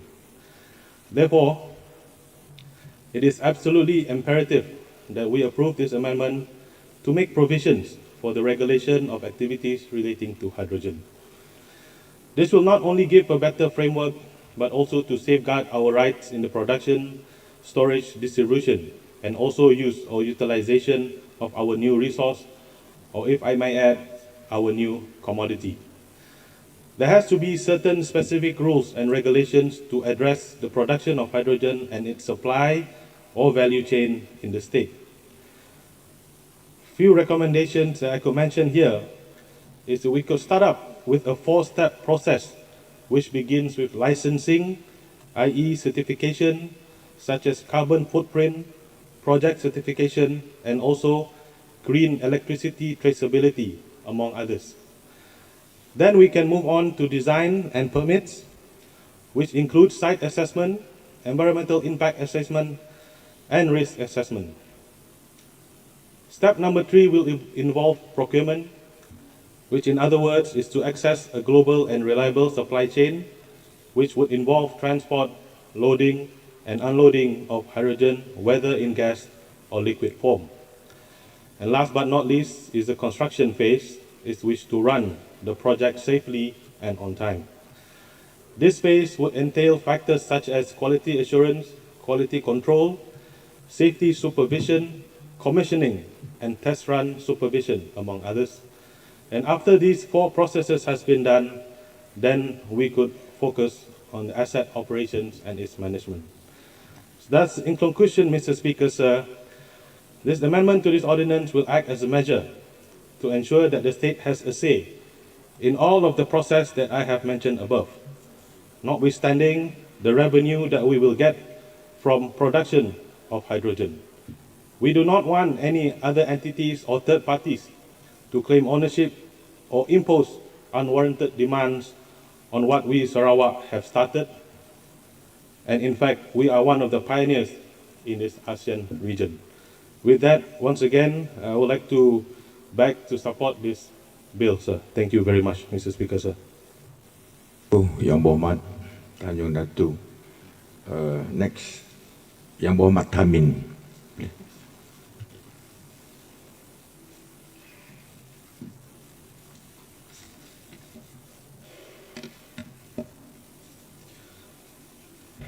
Dato' Speaker, first of all, I'd like to thank you for granting me for the opportunity to participate in the debate on the Distribution Gas Amendment Bill 2024 in this respected August House. I'd like to place my thank you to the Honorable Minister of Utility and Telecommunication for the table distribution gas bill 2024. Dr. Speaker, the introduction of the distribution gas bill is to interpret that Sarawak is on the transition toward a green energy economy and fulfillment of its commitment to attain net zero carbon emission by year 2050. In this perspective, hydrogen is regarded as a clean energy for the transportation and industrial application and uses. As we all know, the Sarawak government had promoted the production of hydrogen and is seeking foreign cooperation and investment in hydrogen generation project in Sarawak. Our Premier has been invited as a main speaker to many international stages focusing on green energy. This proved that the global key player of green energy has been acknowledged Sarawak rules and its seriousness and commitment toward the green economy policy. Dr. Speaker, Sarawak forges ahead with a plan to create ASEAN first green hydrogen economy. It aims to start exporting hydrogen that is produced using renewable energy by year 2030. Sarawak has abundantly hydropower resources. Its total capacity of hydroelectric power is currently 3.5 gigawatts, and there is a plan to add 1.3 gigawatt. Sarawak also actively developing its own hydrogen production and technology. In this context, Sarawak Energy Berhad (ECB) built a South Asia first integrated hydrogen production plant. It's a refueling station in 2019. Sarawak interest in green hydrogen is twofold. First, our Sarawak Premier strongly believes that hydrogen versatility gives its potential to decarbonize various local economic sectors. Second, its export strategy is important to achieving the Sarawak goal of high income status by 2030. Our Premier has advanced this agenda in recent months. In early June this year, Sarawak launched Southeast Asia first electrolyzer assembly distribution facility (SEADF). These are electrolysis systems using electricity to split water into hydrogen and water, and the company will start exporting by the year end. Dr. Speaker, Sarawak ambition to be a green hydrogen economy need to be understood in the context of global clean hydrogen development. A clean hydrogen includes both blue and green hydrogen. Blue hydrogen is produced using fossil fuel with a carbon capture, with green hydrogen uses renewable energy and electrolysis, which do not produce a carbon CO2 emission. Sarawak success, one achievement in the next 2 years will be bolster Malaysia hydrogen economic goal. A major milestone for the global green hydrogen industry, serve as an important first step toward the clean hydrogen development and utilization not only within the Southeast Asia but also in worldwide.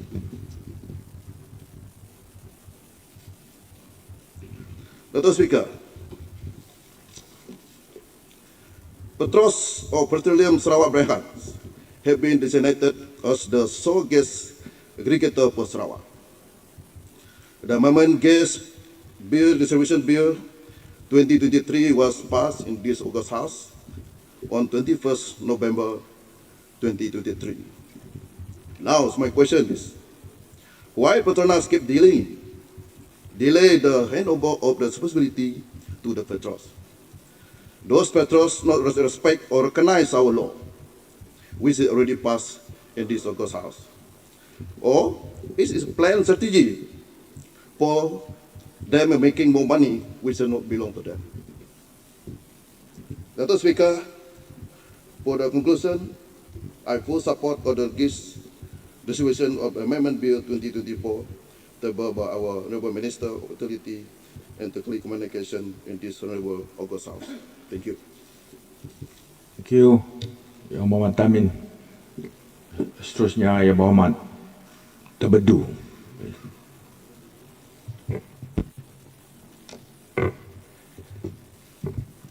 Thank you, Dato' Speaker. Previously, members for Daro, Kota Sentosa, Talian, Lingga, Tupong, Tanjung Dato', Murum, and the most recent one is Tamin. They have spoken loudly to support the bill that was introduced by the member for Sebuyau, who is the Minister for Ministry of Utility and Telecommunication. Let me start with this quote from Thomas Jefferson. The care of human life and happiness and not their destruction is the first and only object of a good government. GBS government, in my opinion, is a very good government.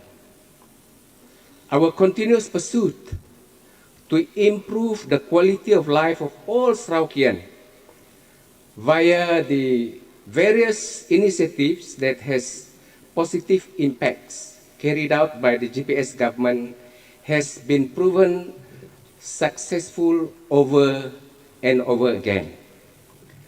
Today, the 11th November 2024, we witness another important bill amendment being introduced by the Honourable Minister of Utility and Telecommunication, Sarawak. Congratulations, sir, for your successful tabling of the bill amendment. N21 Terbedu applaud and congratulate this momentous effort by this government, the GPS government, led by the Right Honourable Premier and the very able Minister of Utility and Telecommunication Sarawak. The bill, Distribution of Gas Amendment Bill 2024, that was introduced by the Minister this morning, is very, very timely and very, very appropriate. It should and it must be supported by every members of this August House for the following reasons. Firstly, Sarawak first, jaga Sarawak into Sarawak. Dato' Speaker, sir, the amendment to Section 1, Section 2, amendment to title under Part 2, Section 3, requirement for licenses, renewable of licenses, additional duties and functions of regulators, amendment to Section 20, new Section 21A, and amendment to Section 32 are very thorough amendments that must be done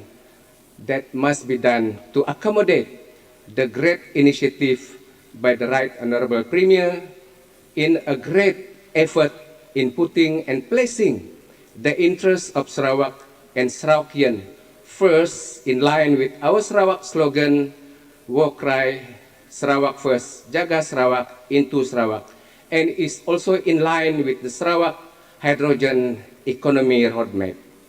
Second reason, hydrogen, a clean and renewable energy source and energy of the future and for the future. Dato' Speaker, the Sarawak government has envisaged that in the year 2050, Sarawak will achieve net zero carbon emission, promoting a cleaner, safer environment together with the world communities to protect our Mother Earth, the planet that we live in.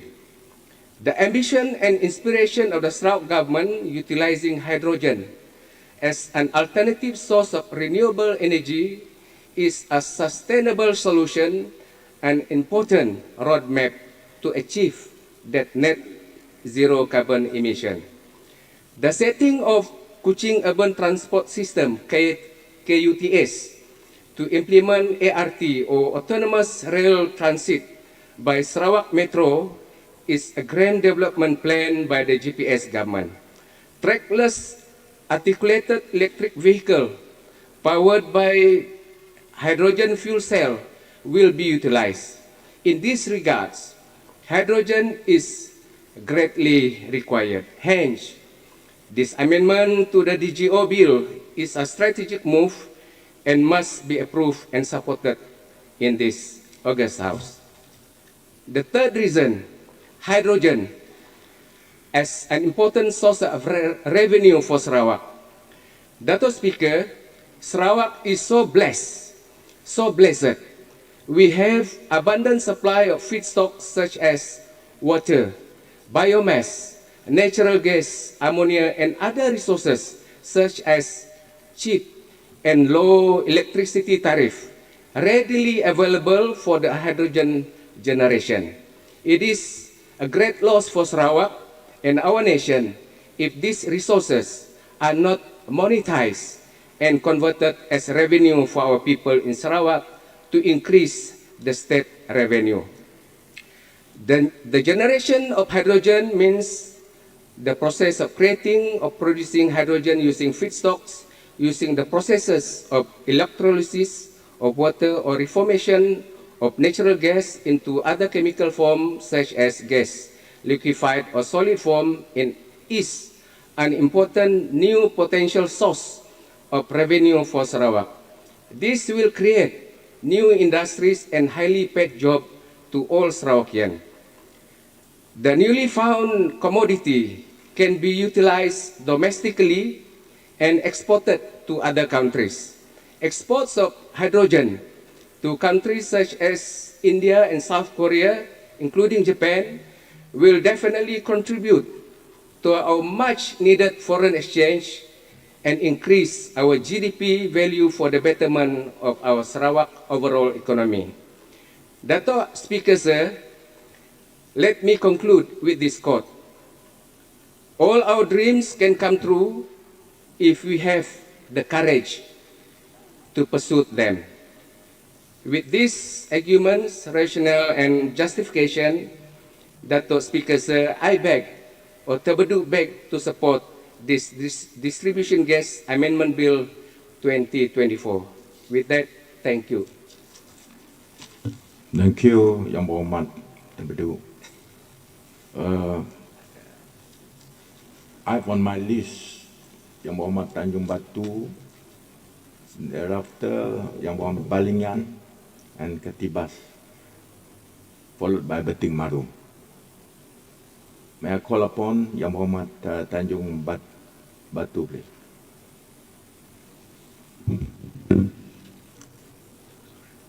Thank you, Yang Berhormat Dato' Speaker.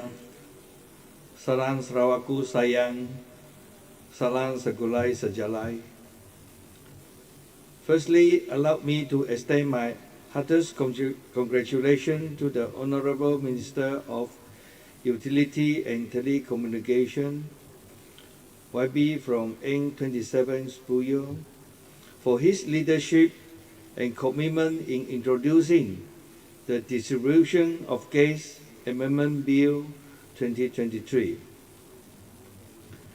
This forward-thinking amendment showcases his dedication to advancing Sarawak's energy sector and aligns well with our state's aspirations.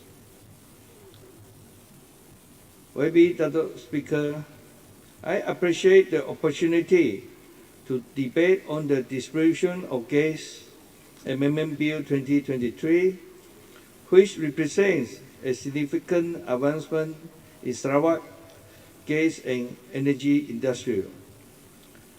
This bill aligns with our collective vision for a prosperous and sustainable future, as enshrined in Sarawak Post-COVID-19 Development Strategy, PCDS 2030, which aims to build an economically resilient, environmentally sustainable, and technologically advanced state. This amendment introduced groundbreaking provisions for the regulation and development of hydrogen. Often hailed as the fuel of the future due to its clean energy potential, hydrogen, unlike conventional fossil fuels, produce only water when used, thus offering an environmentally sustainable alternative that can reduce emissions, improve air quality, and ultimately contribute to a cleaner Sarawak. This bill will allow us to regulate the generation, storage, distribution, and utilization of hydrogen, paving the way for Sarawak to emerge as a leader in the clean energy transition within Malaysia and the broader region. Yang Berhormat Dato' Speaker, Bintulu, as we know, is a key player in Sarawak's oil and gas sector and has long contributed to our state's economic growth. With the implementation of this bill, Bintulu is well positioned to expand its role by potentially hosting hydrogen generation and distribution facilities. This could create new employment opportunity, bringing investment into the region and improve infrastructure. The installation of gas pipelines in Bintulu will not only stimulate local industrial but also ensure that the people of Bintulu directly benefit from access to clean and reliable energy. This bill emphasizes on the regulation of hydrogen infrastructure, reflects our commitment to safety and sustainability by setting rigorous standards for hydrogen generation facilities, as well as detailed requirements for storage, pipeline distribution, and vehicle transport. We prioritize the health and safety of our citizens, especially those in areas close to industrial zones such as Bintulu. Yang Berhormat Dato' Speaker, with the proposed amendments, the appointment of Petros as the gas aggregator allows us to maintain greater control over our natural resources, directly supporting Sarawak's goal of becoming more self-sufficient. Petros, as a Sarawak-owned company, is ideally suited to manage and optimize these resources responsibly, ensuring that the wealth generated is reinvested back into the state and our communities. This aligns closely with the vision of PCDS 2030, where Sarawak aspires to drive its own economic growth and be a net exporter of energy by 2030. The regulatory framework established under this bill not only addresses the growth of the hydrogen sector, but also set clear standards for accountability, transparency, and compliance. The introduction of special requirements for licensing, oversight by a dedicated regulator, and stringent enforcement provision reflect the high standards we expect. These environmental, health, and safety criteria for licensing hydrogen facilities are particularly commendable, ensuring that development proceeds in a way that respects our natural environment and the safety of our citizens.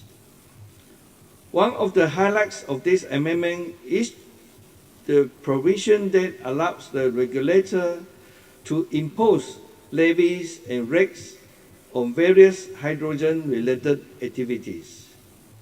This ensures that as the hydrogen industry grows, it remains financially accountable and contributes to our state's revenue. The revenue generated through these means can be channeled back into Sarawak development programs, funding further initiatives under PCDS 2030, and advancing Sarawak goals of achieving high income status through innovation and sustainable resource management. Additionally, the regulator's authority to ensure decommissioning plans for hydrogen facilities and pipelines with a provision for security reflects an important consideration for long-term environmental sustainability.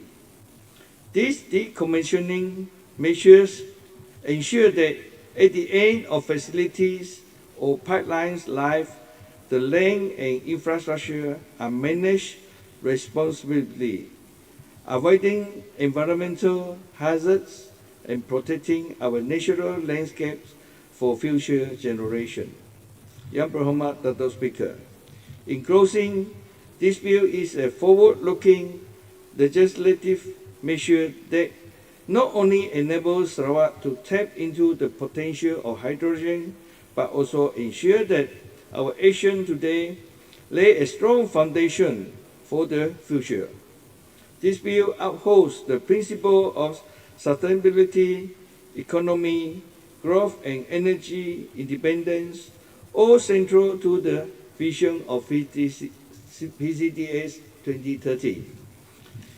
It reflects our ambition to position Sarawak as a leader in clean energy and shares our commitment to make meaningful progress toward a sustainable future.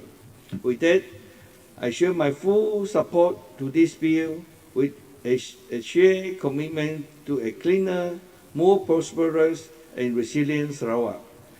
For the benefit of all Sarawakians, particularly the people of Pindulu, who will see their town grow in importance as we embrace this new energy advancement. Sekian, terima kasih YB Dato' Speaker. Terima kasih Yang Berhormat Tanjung Datuk. Ahli-ahli Yang Berhormat, we take a short break just for 15 minutes. Thank you.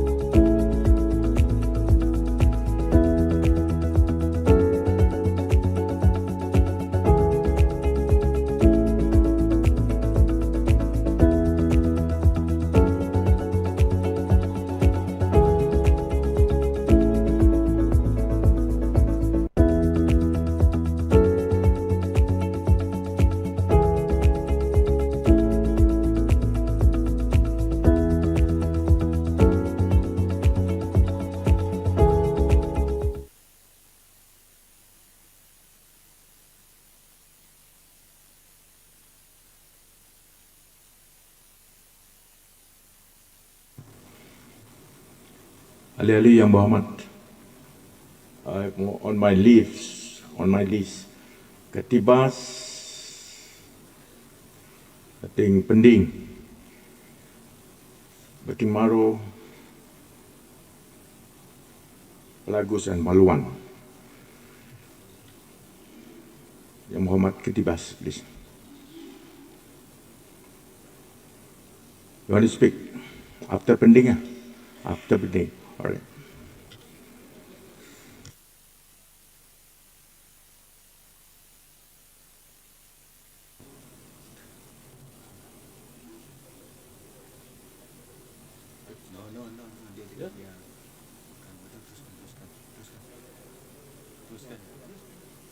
Yeah, I speak. Yeah.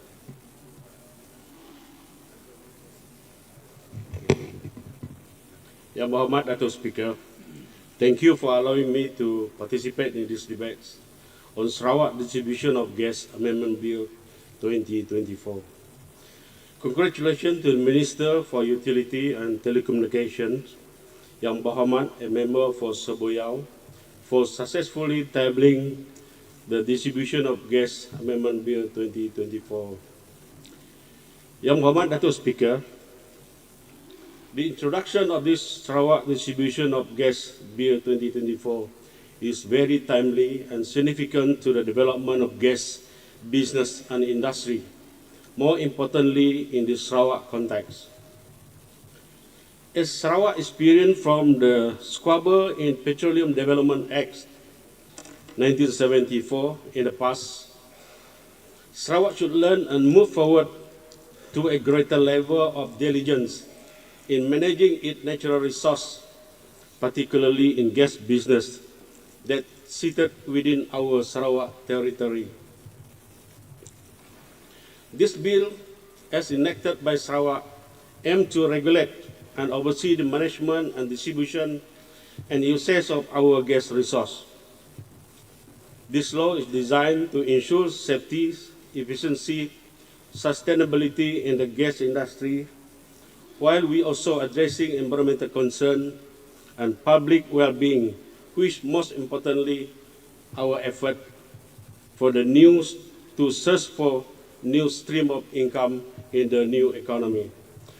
Yang Berhormat Dato' Speaker, the bill amendment is necessary to include hydrogen as part of our existing type of gas in the original definition of Distribution of Gas Ordinance.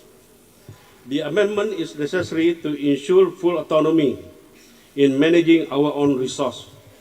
This is to avoid dispute over control of this resource with other party or any other law in the future that can void Sarawak of its own resource, especially this particular gas gaining its economic importance and technological application in the energy need in the future.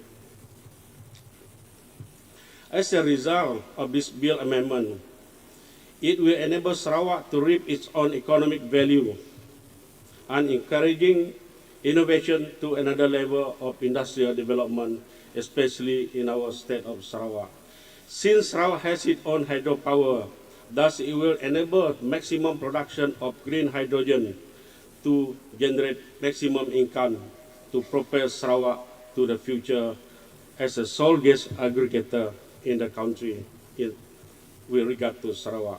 This amendment bill, once enforceable, will also enable spillover to our local industry through creating local business opportunities, local employment, and most importantly, contribute to the well-being of our Sarawakians. With the above merit, let us come together protecting the resource and protect our beloved Sarawak. Thus, Katibas support the bill. Thank you.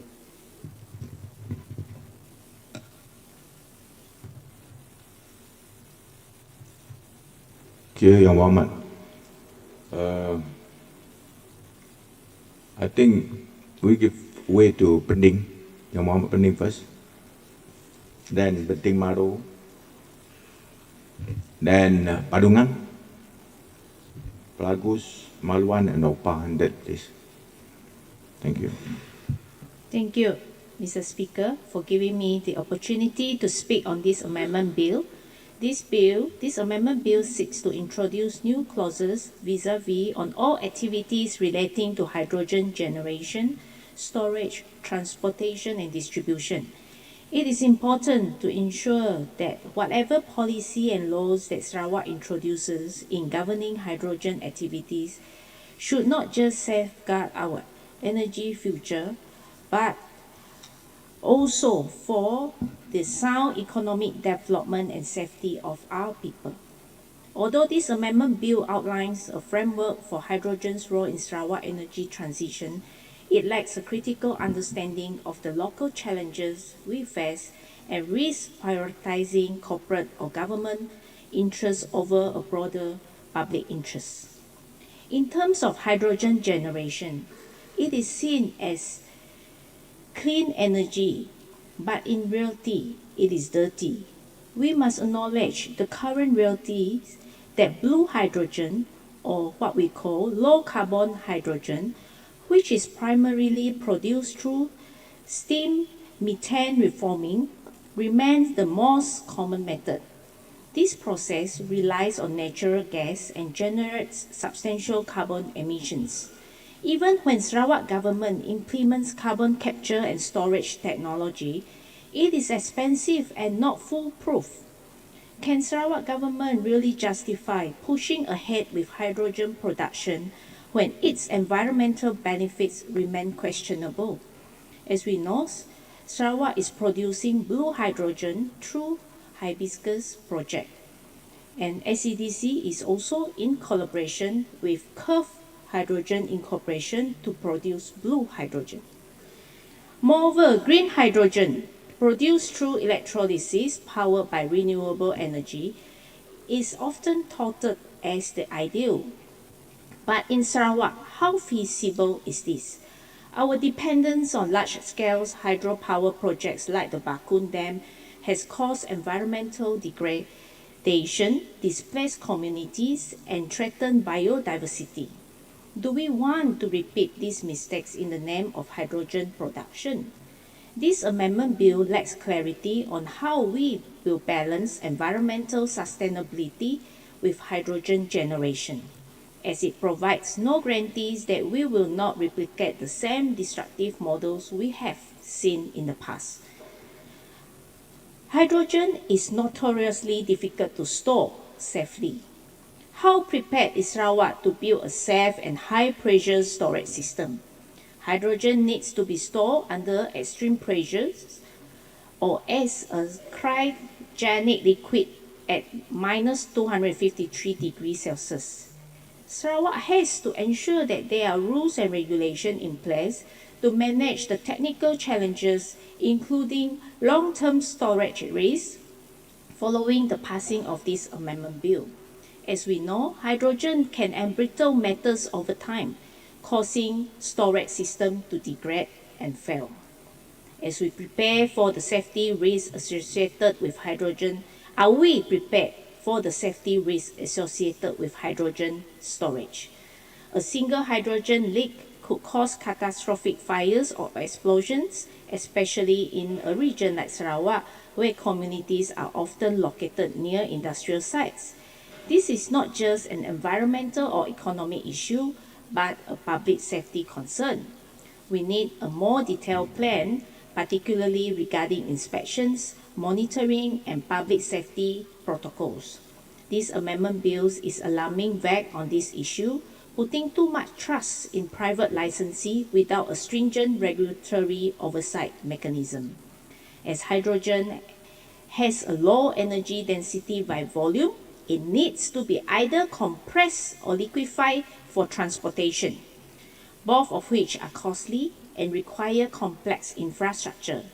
In Sarawak, where the roads network is still developing, how practical it is to transport hydrogen safely over long distance. Moreover, the Sarawak government must consider the huge financial commitment to retrofit or build hydrogen-specific pipelines. Are we ready to invest in the infrastructure needed to safely transport hydrogen from production sites to all its designated areas. Bear in mind, transportation risk is high as hydrogen is prone to leaking through existing pipeline. Even small leak can lead to explosion if not detected early. When we talk about hydrogen, Mr. Speaker, as the fuel of the future, we must also ask, who will benefit from this transition? We are unsure on how hydrogen will be distributed and what role local communities will play in this transition. There is a risk that hydrogen production, storage and distribution will become a top-down process, controlled by a few corporations, leaving local communities with little say in how their resources are used or how the risks are managed. Sarawak has seen this pattern before, particularly in the oil and gas sector, where local communities have often been sidelined and the profits have not always flowed back to the people. This amendment bill fails to provide any clear guarantees that hydrogen development will benefit the wider population or that local Sarawakian businesses and industry will have access to the hydrogen economy in a meaningful way. We need clear provisions for local content requirement, ensuring that Sarawak's own people and companies have a stake in this emerging industry. Tuan Speaker, I hope that the state government will take serious considerations to the points which I have raised, and with that, I conclude. Thank you. Thank you, Pending. Yang Berhormat. Yang Berhormat Betimaru, next please. Followed by Padungan. Right.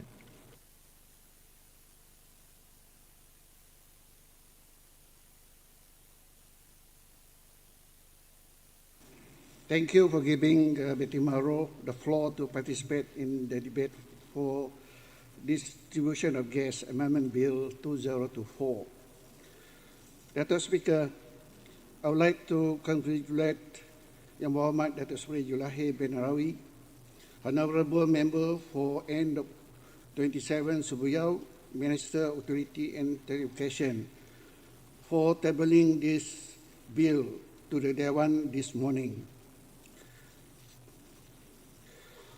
Dato' Speaker, Distribution of Gas Amendment Bill 2024 marks a watershed moment in Sarawak's journey toward energy sovereignty and sustainable development. Hydrogen economy represents one of the most promising frontiers in global energy transformation, and through this amendment, Sarawak positions itself at the vanguard of this revolution. Distribution of Gas Amendment Bill 2024 highlight three fundamental pillars. First, this amendment established a comprehensive regulatory framework for hydrogen that is unprecedented in scope and vision. For the first time, the Sarawak government introduced a very clear discrimination and regulation covering the entire hydrogen value chain, from generation to storage, distribution, and utilization. This framework encompasses the generation of hydrogen using feedstock produced within or imported into Sarawak, the establishment and operation of hydrogen generation facilities, the distribution of hydrogen in various forms, including blended and hydrogenated state, the promotion and control of hydrogen use across transportation, electricity generation, and the industrial application. Secondly, Dato' Speaker, this amendment creates a dedicated regulator for hydrogen activities, demonstrates our government commitment to specialized oversight and industry development. This new authority will be empowered to issue and manage licenses for hydrogen-related activities, enforce safety standard and environmental protection, promote the economic development of our hydrogen industry, ensure compliance with ministerial directive, and monitor and regulate the use of feedstock for hydrogen generation. Thirdly, the licensing framework introduced by this amendment create a structured environment that will attract serious investors while maintaining strict control over our resources. This includes clear procedures for license application and renewal, specific requirements for hydrogen generation facilities, comprehensive safety and environmental protection measures, detailed provision for decommissioning plan, stringent control over feedstock utilization. Dr. Speaker, the strategic importance of this amendment extends far beyond regulatory control. It represents a crucial step in realizing Sarawak's vision of becoming a leading player in the global hydrogen economy. By establishing this regulatory framework now, Sarawak aims to secure Sarawak's position as a pioneer in sustainable energy development, creating new opportunities for skill employment among our youth, attracting substantial investment in clean energy infrastructure, ensuring the safe and efficient development of our hydrogen industry, and protecting our natural resources for future generations. The amendment also introduced robust enforcement mechanisms and penalties that reflect the seriousness of compliance in this sector. The provision for financial penalties of up to 20 million ringgit demonstrate our commitment for maintaining the highest standard of operation and safety. Dr. Speaker, this legislation is particularly timely as I witness the global transition toward cleaner energy sources. The hydrogen economy presents unprecedented opportunities for Sarawak, including development of new industrial clusters centered around hydrogen production, the creation of high-value employment opportunities in the clean energy sector, enhancement of our energy security through diversification, extraction of international investment in the sustainable energy infrastructure, and positioning Sarawak as a regional hub for hydrogen technology and expertise. Moreover, this amendment empowers the Majlis Mesyuarat Kerajaan Negeri to impose appropriate levies and charges, ensuring that the benefit of hydrogen resources flow directly to the people of Sarawak. This approach aligns perfectly with our commitment to sustainable development that prioritizes the welfare of our citizens Sarawakian. The safety provision within this amendment are particularly noteworthy. By mandating comprehensive safety protocol and environmental protection measures, we ensure that development of our hydrogen industry proceed in a manner that safeguards both our people and our environment. The requirement for detailed decommissioning plan further demonstrate our commitment to responsible industry development. Dr. Speaker, as we debate this amendment, we must recognize that we are not just discussing regulatory changes. We are laying the foundation for Sarawak energy future.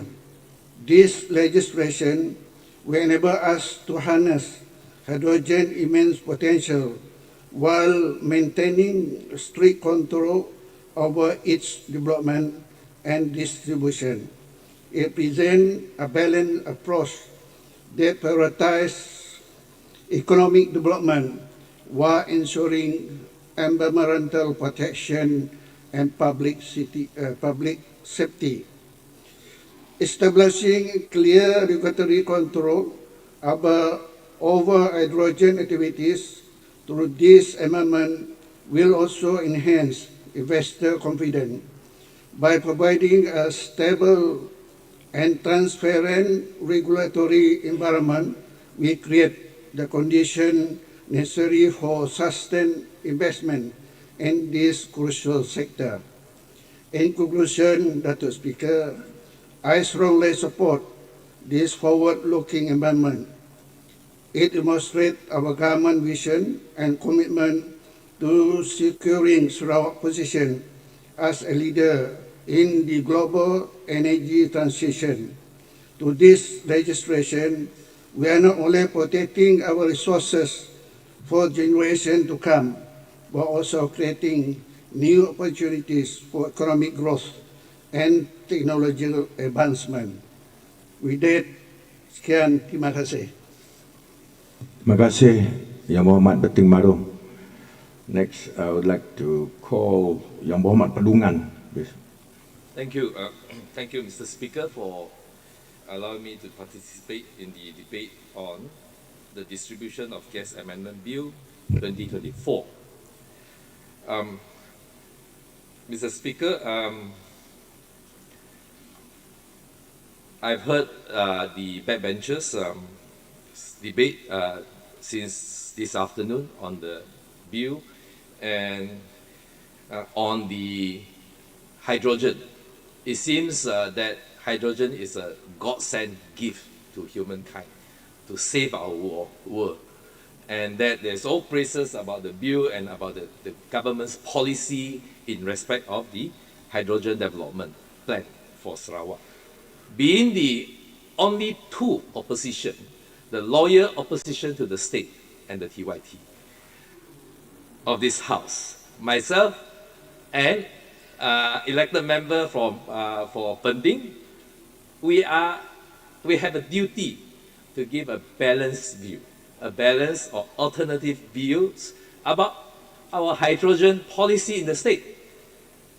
Yes, hydrogen is regarded as a clean form of source of energy. All right, Mr. Speaker, this stems from the trend of decarbonization being made one of the largest humanity's biggest goal to be achieved by 2050. Net zero carbon emission worldwide, and many countries have adopted that agenda. And that's why there is a hype to switch from fossil fuel to hydrogen as the alternative fuel. The general perception is that hydrogen, when combusts in air with oxygen, the byproduct is energy and water is clean, and therefore it is a clean form of energy. Mr. Speaker, hydrogen, although is the most common element in the universe and plenty on Earth, but you can't just pluck it from the air like we breathe the air in the atmosphere, or you can't just extract it from the earth like how you extract fossil fuel. It has to be extracted. Hydrogen molecules has to be extracted from some other molecules. And there are few processes at the moment that has been applied to extract hydrogen from other molecules. Right? There are the gray hydrogen, there is the green hydrogen, there is a blue hydrogen. It can be extracted from methane molecules. It can be extracted from water molecules through electrolysis. Those extracted from methane molecules or some fossil fuel molecules, those extracted from the fossil fuel molecules are regarded as grey hydrogen, the process. And those extracted from methane or natural gas molecule are regarded as blue hydrogen. And the hydrogen extracted from the process of electrolysis of water is regarded as the green hydrogen, which is the cleanest form of energy source. So green hydrogen, and most sought after commodity now for energy production. However, to produce hydrogen through electrolysis, there is also cost involved. See, Mr. Speaker, to produce 1 kilogram of hydrogen, you need about 55 kilowatt hour of electricity, because electrolysis runs on electricity. So you need electricity to break up the water molecule into oxygen and hydrogen, H2O. That requires about 55 kilowatt hour of electricity to produce 1 kilogram of hydrogen. But how much can 1 kilogram of hydrogen produce in terms of energy when it combusts in the air?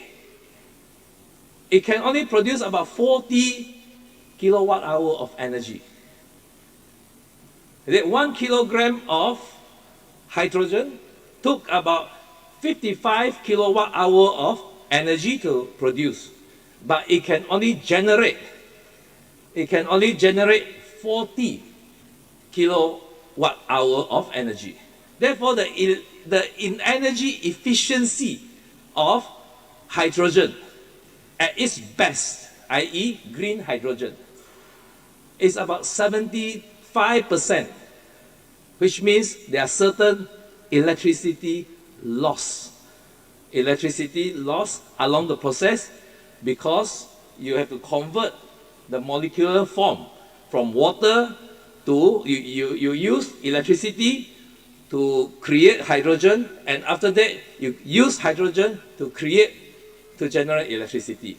Through this conversion, there is the loss of energy, and that is about 25% of energy loss in the whole process of generation of hydrogen. And that is what I say, how I would term it as a cost of production of green hydrogen. Bearing in mind what YB Pending has stated just now about how you are going to store it, how you are going to transport it. Today we are debating a bill to regulate how any licensee is to be regulated to transport or store or sell or generate hydrogen. Just to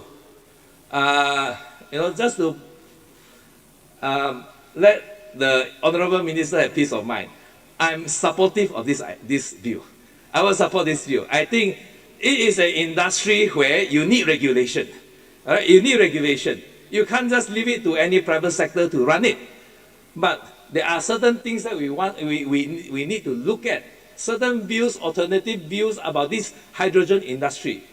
Whether the government should plunge in such a big scale, and then whether the government is very successful in the whole hydrogen industry.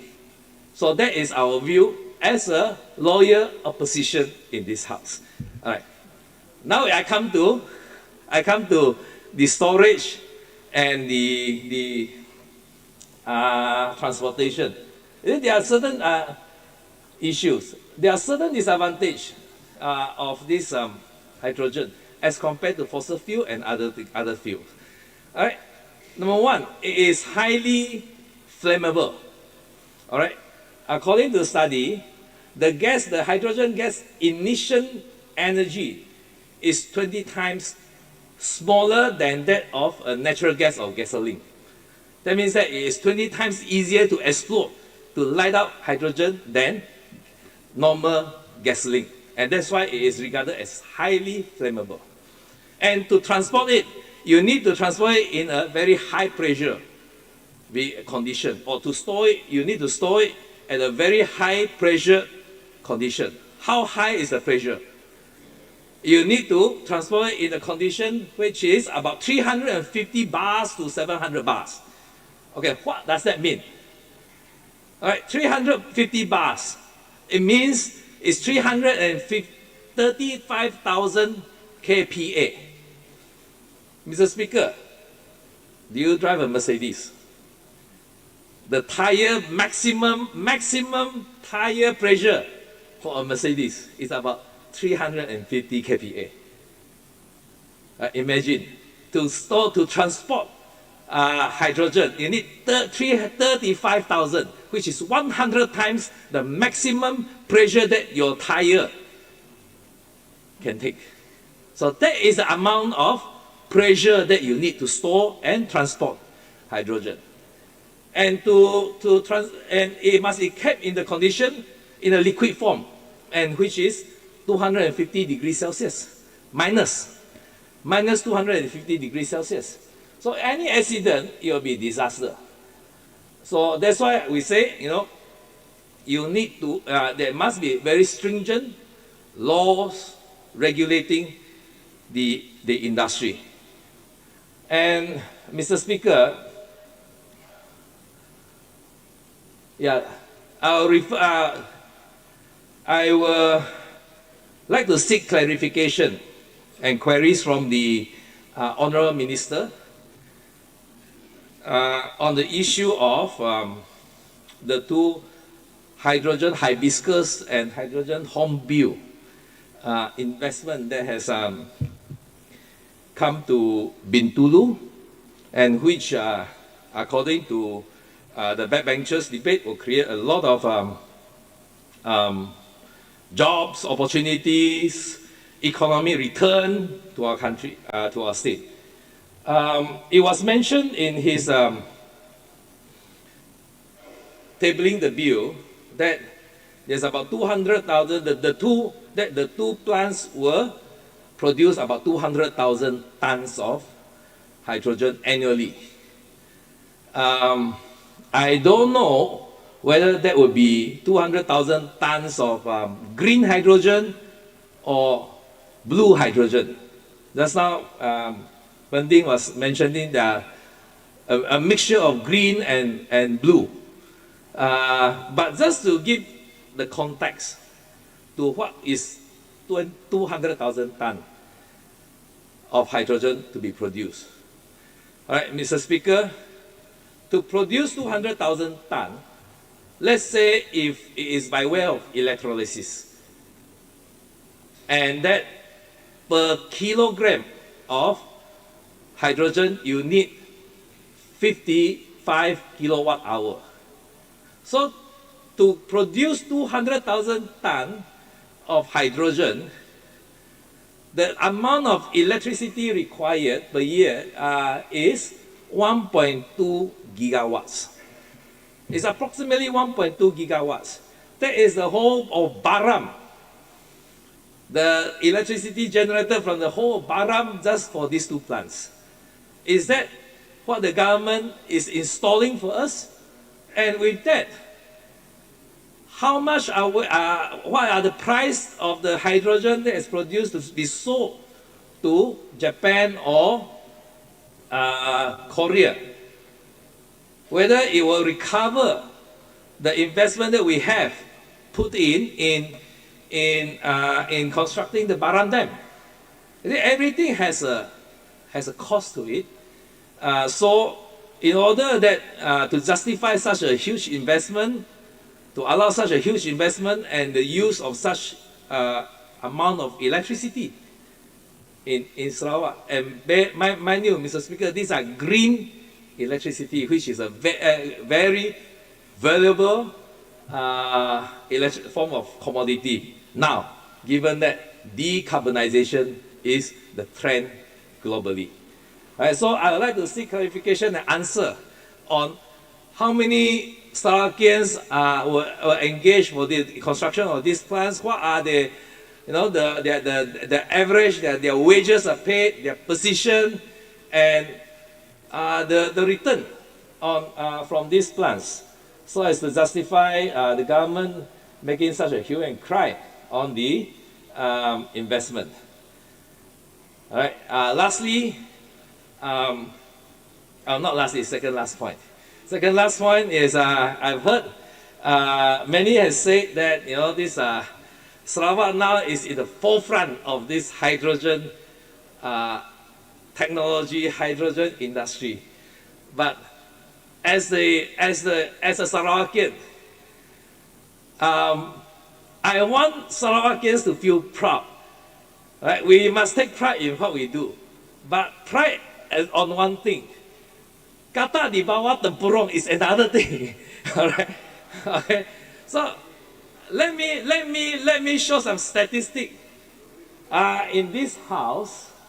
Let me show some statistics in this house to put some of the members here in their places.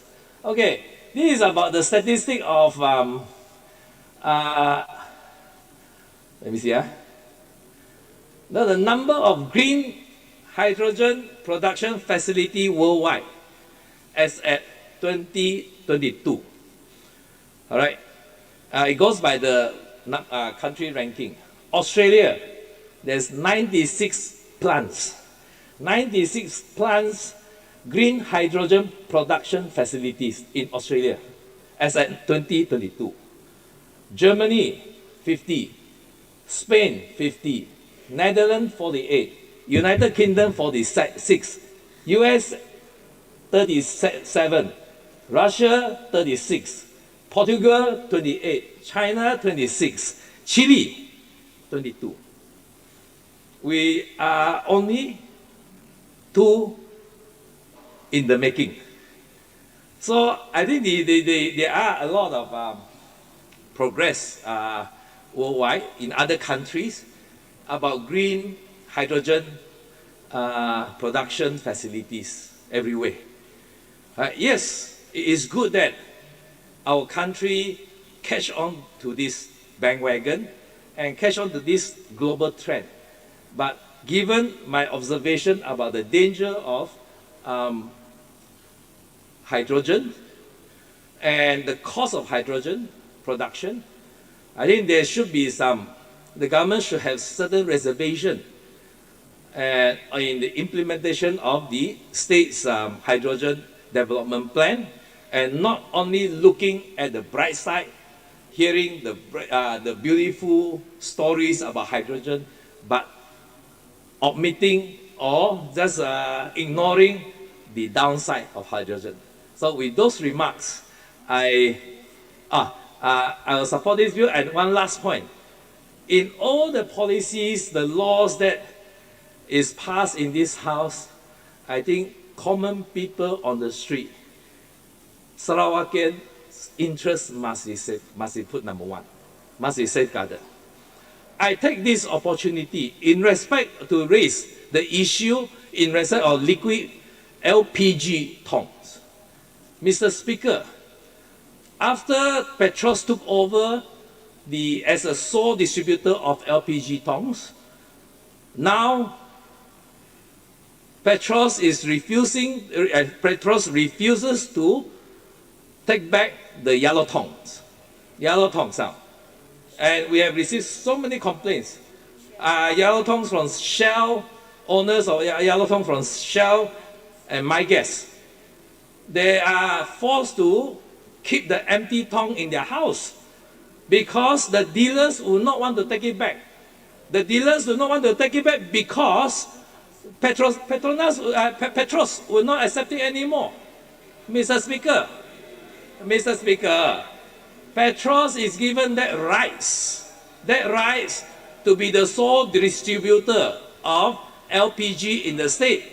That gives them a lot of financial profit. Why make life so difficult for the consumers, for common people on the street, common Sarawakians?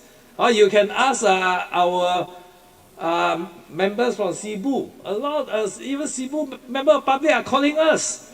Where to take back? Where to exchange the yellow tong? Can you make your point? I will urge, Mr. Speaker, You make your point. the government, our minister in charge, to direct that Petros to take back all the yellow tong in exchange for the Petros gas tong. Don't put additional burden, financial burden on the people. With that remark, I support the bill. Thank you, Mr. Speaker. Okay, Pak Dengan. Yang berhormat Pak Dengan. Next, we call upon Pelagus, followed by YB Yang Berhormat Meluan, Yang Berhormat Opa, Yang Berhormat Balingyan, lastly Bukit Bangunan. Okay. Dato' Speaker, firstly, I would like to place my gratitude in granting me the opportunity to participate in the debate on distribution of gas Amendment Bill 2024 in this respected August House. I would like also to thank the Minister of Utility and Telecommunication, Yang Berhormat Dato' Sri Haji Julahi bin Haji Noromi, a member of Sarawak Assembly and 27 Sebuyau. Dato' Speaker, we are debating on the distribution of gas Amendment Bill 2024. Our YB Pending, he is talking about the process of hydrogen. He is not talking about the bill. I think he tried his very hard and find out how the process, Padungan, the process. The extraction, how hydrogen extracted, the molecule, regulate what he said. I think it's long time for him to gist this technical thing. Yeah? For us, let the industrial player do all these things and how to extract the hydrogen. Yeah, that is he is too much not dealing with the amendment bill. He should look and detail out one by one amendment bill. Is there any shortcoming? Then he should produce the good idea.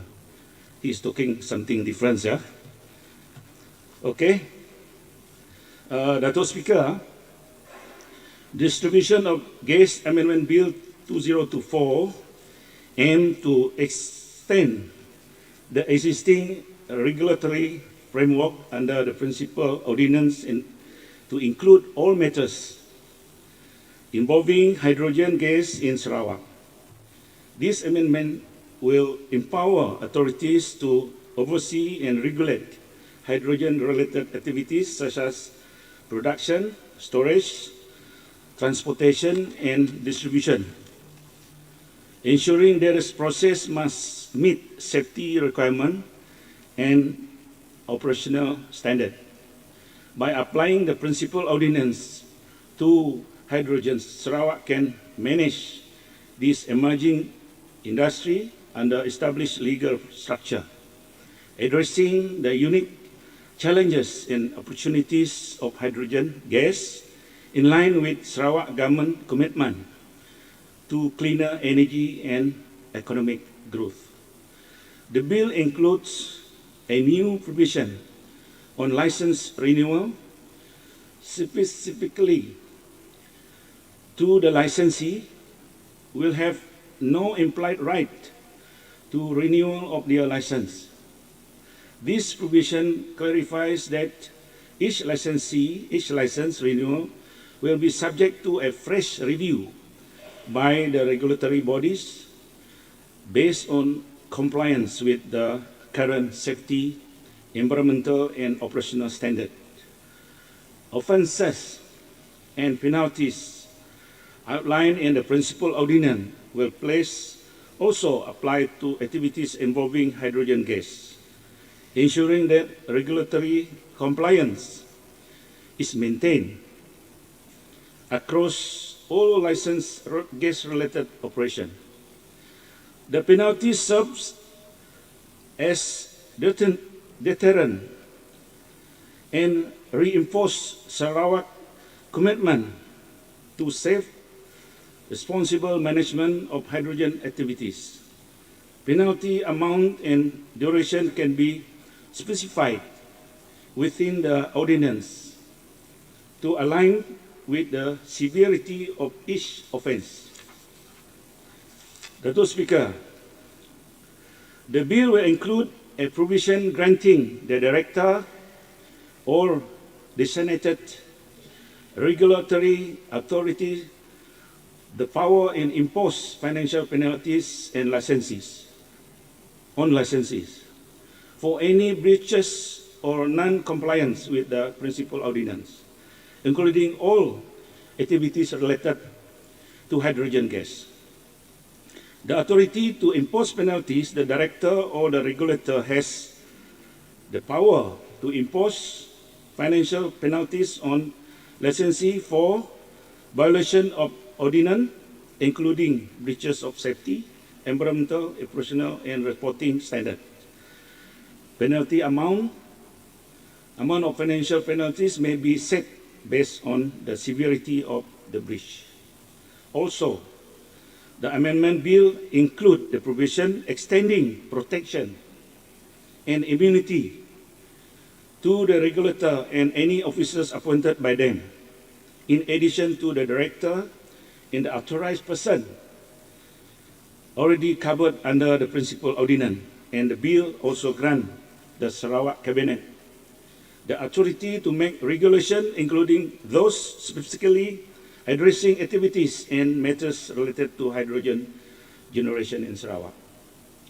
This provision empowered the Cabinet to establish, amend, and enforce regulation that support the safe and effectiveness development of the hydrogen industry within the framework of the principal ordinance.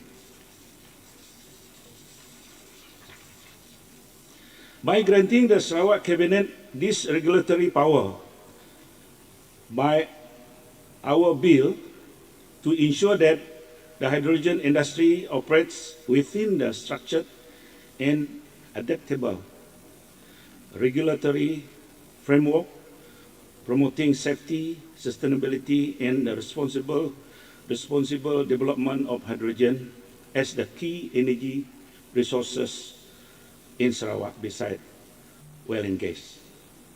Dato' Speaker, what that being said, I place my full support for the distribution of gas amendment bill 2024. Thank you.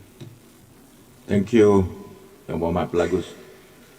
Next will be Yang Berhormat Meluan, please.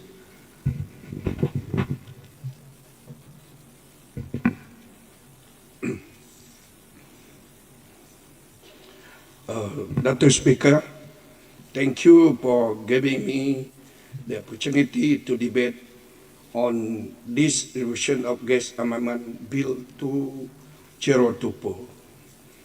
I rise today to speak in strong support of the proposal bill on the distribution of gas and more specifically to emphasize the critical importance of ensuring that gas distribution license adhere to regulation outlined within this bill. First and foremost, this legislation is designed with one primary goal in mind: to protect the safety, health, and well-being of our citizens. The distribution of gas is not only a matter of energy supply, it is a matter of public safety.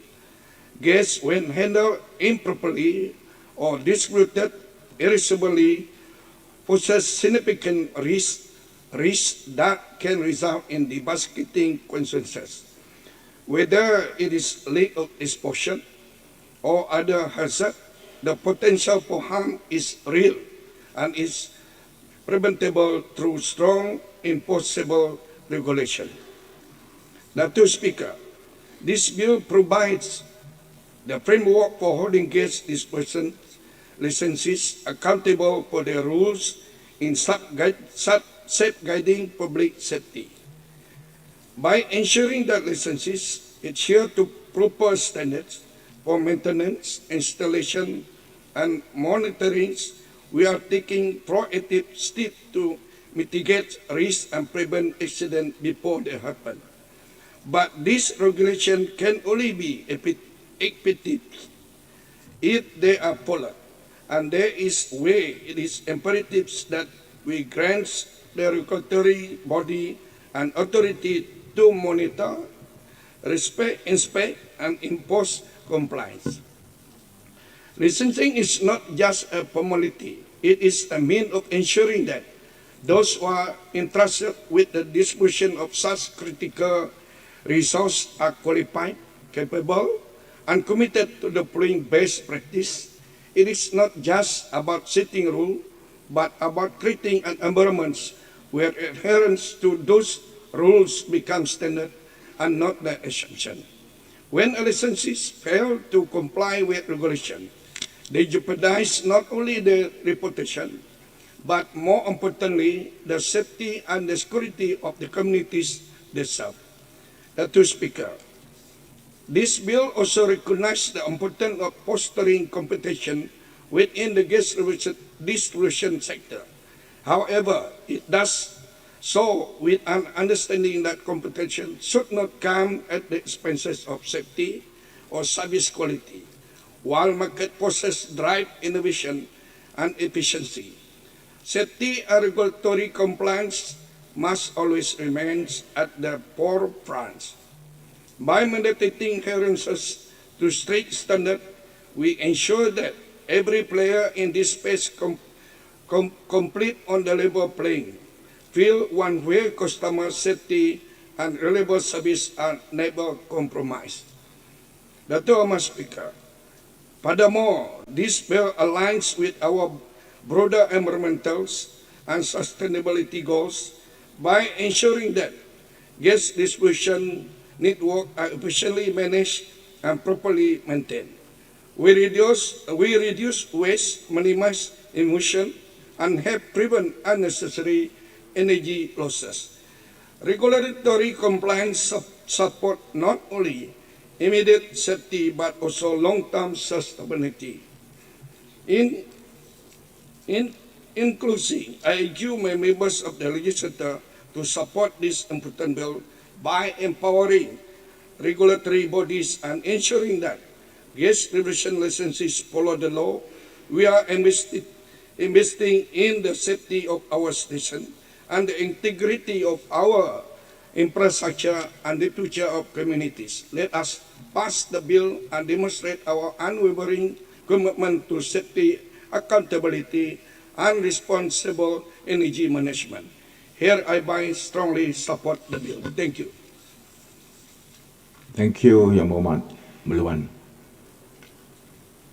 Seterusnya, Yang Berhormat Opa, silakan. Yang Berhormat Dato' Speaker, thank you for giving me the opportunity to participate in this debate. The tabling of this, the distribution of gas amendment bill 2024 by the Honorable Minister of Utility and Telecommunications Sarawak is in this August House is timely. This bill aims to regulate activities related to hydrogen generation in Sarawak, and I stand here, sir, to advocate for this passage. First and foremost, we must recognize the urgency of transitioning to sustainable energy source. The world is facing a climate crisis. The fossil fuels may no longer the preferred option for our energy needs. Hydrogen presents a remarkable opportunity as a clean energy carrier. By embracing this technology, Sarawak can lead the way in the energy transition, reducing greenhouse gases emission and setting an example for others to follow. Over the past 5 years, Sarawak has positioned itself as one of the major players in the hydrogen economy in Southeast Asia. The recent establishment of the Sarawak Hydrogen Hub in Bintulu is poised to further attract foreign investors to participate in clean hydrogen production and its downstream value chain. Moreover, the regulation of hydrogen generation will foster economic growth. Sarawak possesses vast potential for renewable energy resources, and by establishing a clear regulatory framework, we can attract investment in hydrogen technologies to invest in Sarawak. This will create job opportunity in research, production, and distribution, stimulate local economies, and position Sarawak as a hub for clean energy innovation in the region. The future of our economy lies in sustainable practices, and this amendment bill is a step toward that future. This is in line with Sarawak hydrogen economy roadmap. The environmental benefit of hydrogen cannot be overstated. By regulating the methods of hydrogen production, we can ensure that these processes are environmentally friendly. We have the opportunity to implement the best practices that minimize pollution and protect our natural resources. Let us take this opportunity to safeguard our environment for future generations. Current energy security may not be a critical concern for Sarawak, but investing in hydrogen as a local energy source can reduce our dependency on fossil fuel. This not only enhances our energy security, but also stabilizes our energy prices and protects us from global market fluctuation. Some may voice concern about the complexity and the cost associated with regulation. However, we need to consider the long-term benefit. While the initial investment in regulatory structures may be significant, the economic, environmental, and social returns will overweight this cost. A well-regulated hydrogen market will foster competition and drive innovation, ultimately leading to a lower cost of energy for consumers. Moreover, safety is paramount. This bill includes provision to ensure that hydrogen production and transportation adhere to stringent safety standards. We have a responsibility to protect our citizens, and this regulation will provide the oversight necessary to mitigate risks associated with hydrogen. The environmental impact of hydrogen generation is closely tied to the methods employed. While some methods like electrolysis powered by renewable offer significant environmental benefits, others such as steam methane reforming pose challenges due to greenhouse gas emission. As the hydrogen economy develops, focusing on sustainable and low-emission production methods will be crucial for minimizing environmental impacts and achieving climate goals. The Distribution of Gas Amendment Bill 2024 is not merely a regulatory measure alone, but it is a bold step toward a sustainable, secure, and prosperous future for Sarawak. Let us embrace this opportunity to lead in clean energy, drive economic growth, and protect our environment. I urge all members of this August House to support this bill for the betterment of Sarawak and its people. In conclusion, OPAR fully support this distribution of gas amendment bill 2024. Thank you very much. Thank you, Yang Berhormat Opar. Next one is Yang Berhormat Balingan, please.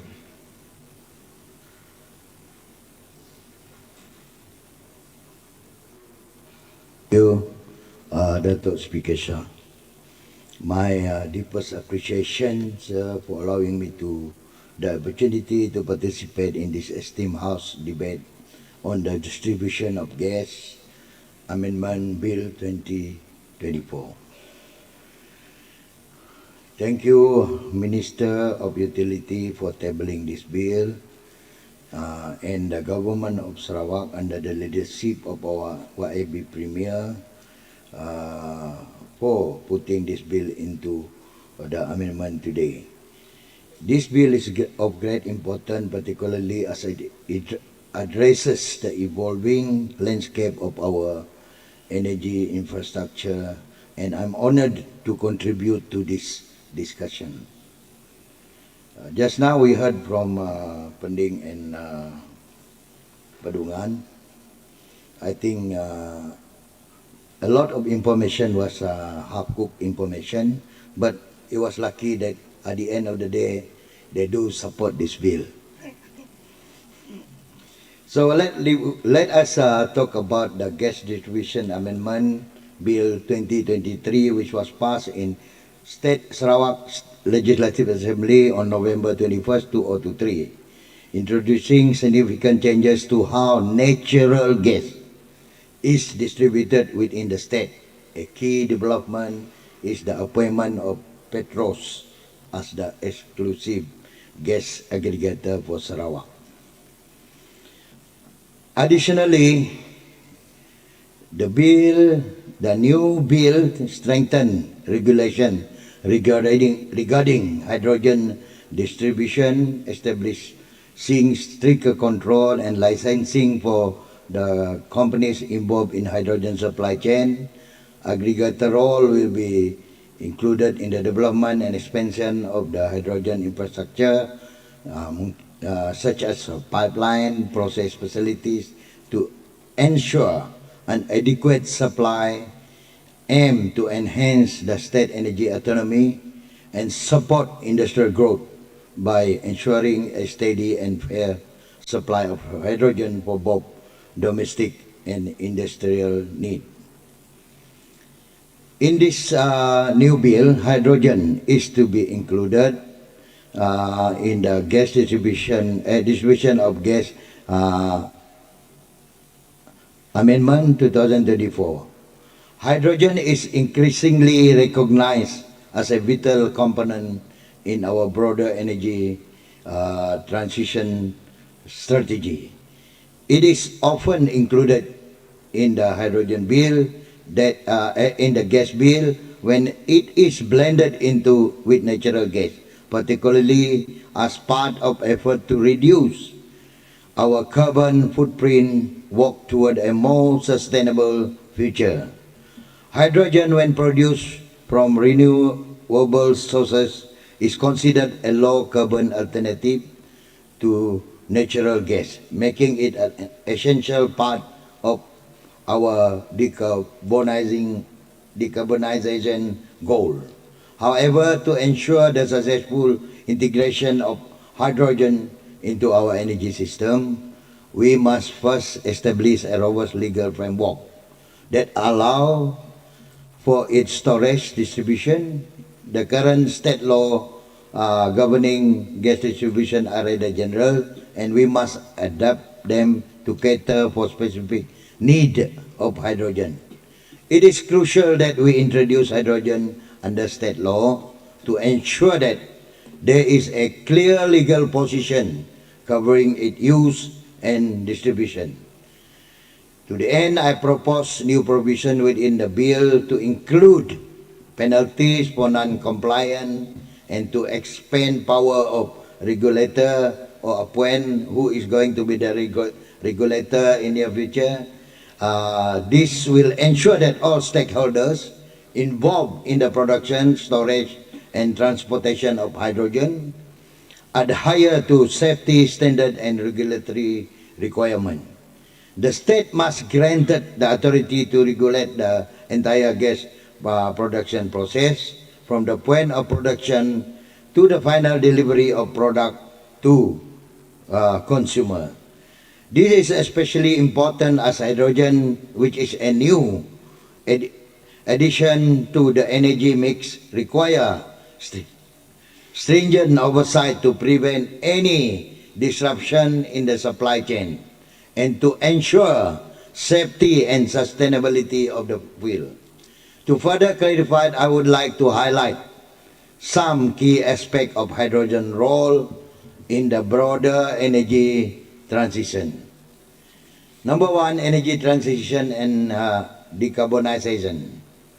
Hydrogen, particularly when produced from renewable sources, is viewed as a cleaner alternative to natural gas.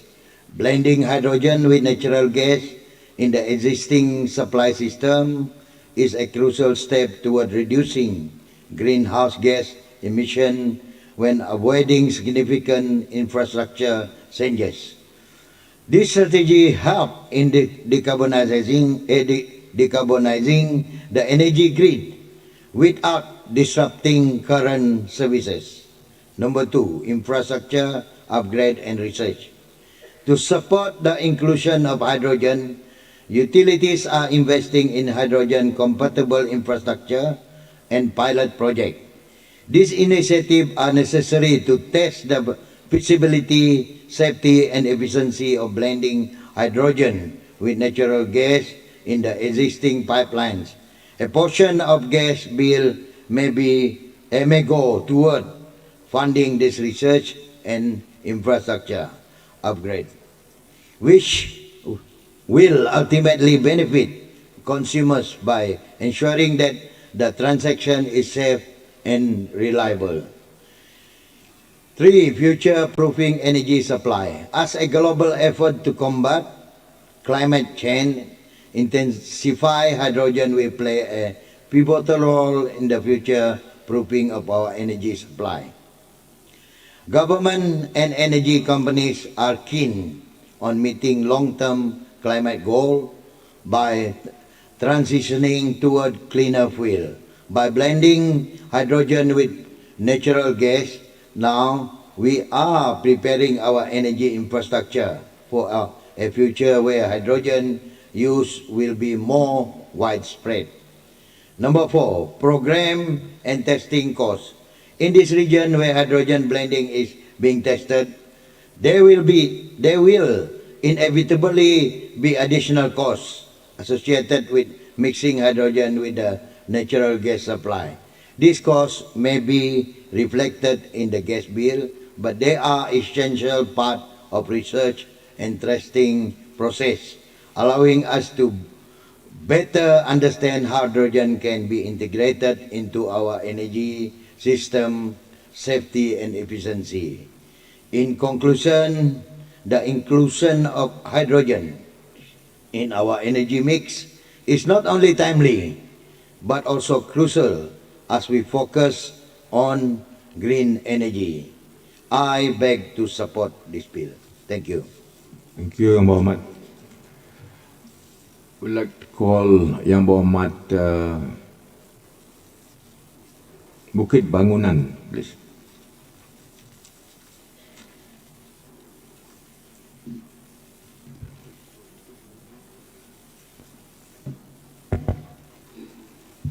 Thank you, Yang Berhormat Datuk Speaker, for giving me the opportunity to participate in debate on the amendment of the Distribution of Gas Bill 2024. First, I wish to congratulate the Minister of Utilities in Telecommunication, who is also a member for Subuyao, for tabling the Distribution of Gas Amendment Bill 2024 in this August House today. Mr. Speaker, as we all know, hydrogen development in the state is the brainchild of our Yang Berhormat the Premier, whose vision is to transform Sarawak into a center of clean hydrogen energy, set to utilize and harness an abundance of hydropower in the state natural resources. According to a report by International Energy Agency, the global hydrogen use rose to 95 million tons in 2022, and less than 1% of the total was low-emission fuel. Hence, based on the report, there is a huge potential for hydrogen development and for the industry to expand further. Demand for hydrogen and derivative technologies is also on the rise for its potential to decarbonize hard-to-abate sectors. So, because of the aggressiveness of the policy, the state policy vision by Yang Muhammad to develop into hydrogen, it was reported that the two Asian countries, namely Japan and South Korea, where hydrogen is seen as crucial to the energy transition, have already set their sight on Sarawak. Hence, development of either the blue or the green hydrogen has vast economic potential in addition towards achieving a net zero carbon by the year 2050. Yang Berhormat Speaker, in view that hydrogen is relatively a new economic undertaking, the state do not have existing legislation to regulate and facilitate the development of hydrogen industry. Therefore, the Amendment of Distribution of Gas, Amendment Bill 2024, is indeed timely, and the passing will facilitate orderly development of the industry. In Malaysia, I believe Sarawak is the pioneer in the industry. And Sarawak may or is the first in Malaysia to introduce such legislation regulating the development of the hydrogen industry. Distribution of Gas Amendment Bill 2024 spell out in details provision relating to the new definition of gas, which include hydrogen, appointment of regulator, including provision on licensing, and so on. Another important provision is relating to the importation of feedstock into the state for the purpose of hydrogen generation.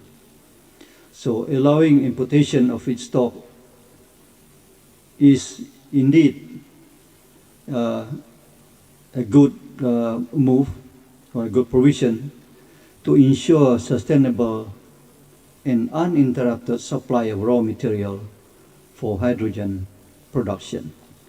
So with a very short observation, Your Honour, Mr. Speaker, I wish to support the Distribution of Gas Amendment Bill 2024. We have two more, Yang Muhammad, to make the speeches. I believe by virtue of Standing Order 9, if we exceed beyond 6:30, I think a rule now under that standing order that we have to, if we need to, we have to go beyond 6:30 in view of the forthcoming reply by the minister as well. So that's it. May I call upon Batu Kitang, Yang Muhammad, please.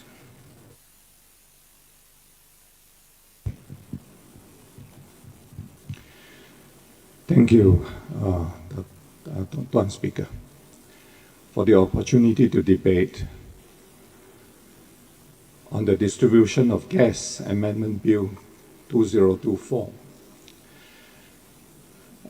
I find a member for Persidangan and member for Pending very entertaining.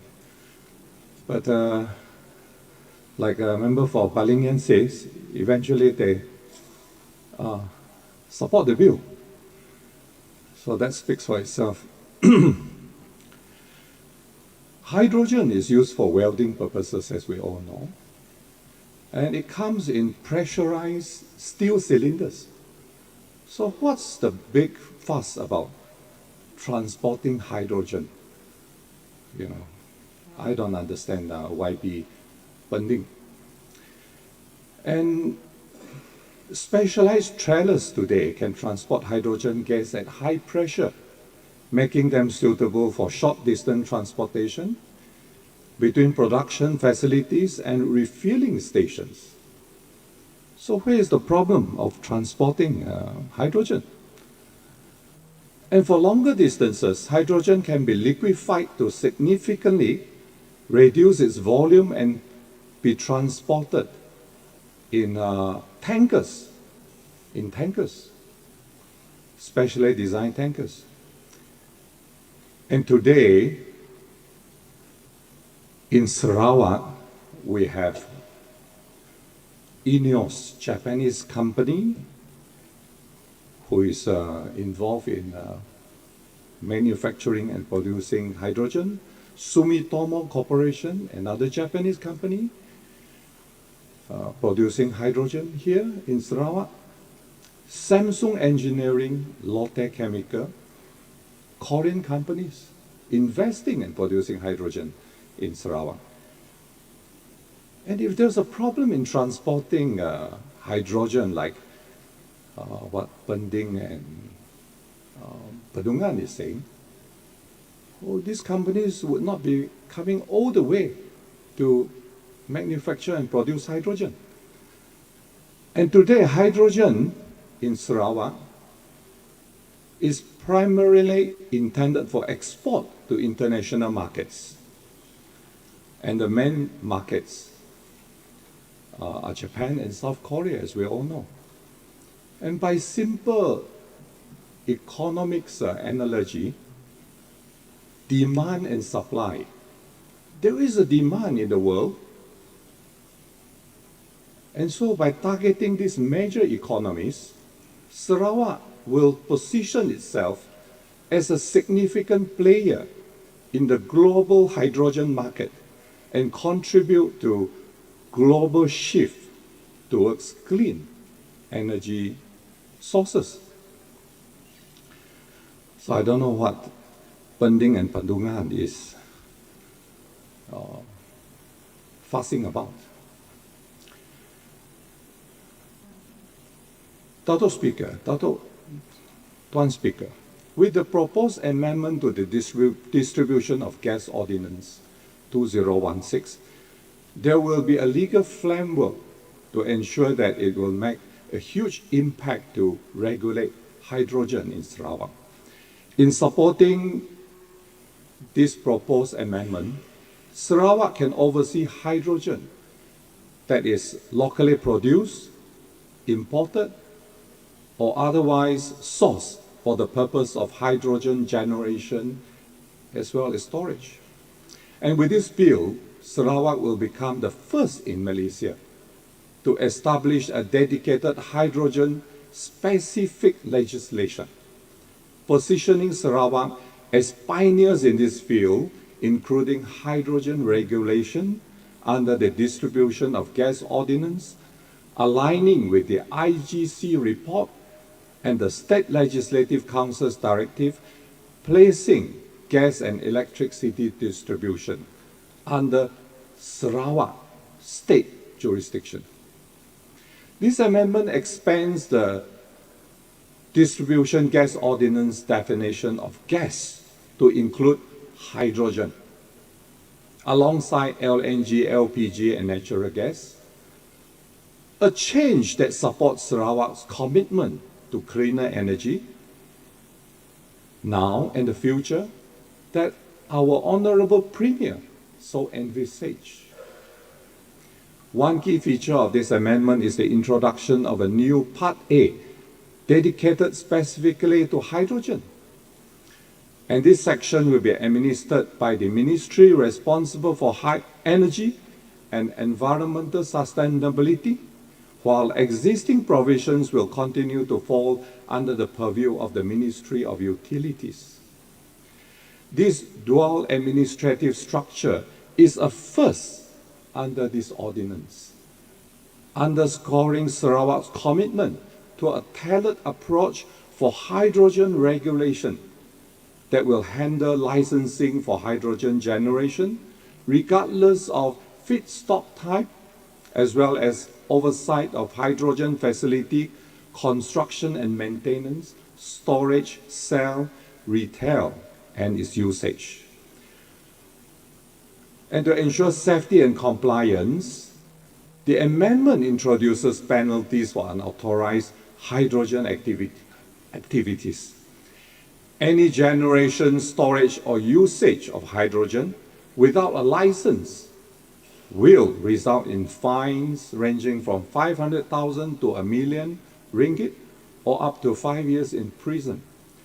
Additionally, a financial penalty provision will allow for civil debt recovery as an alternative to criminal prosecution, providing a more flexible enforcement approach.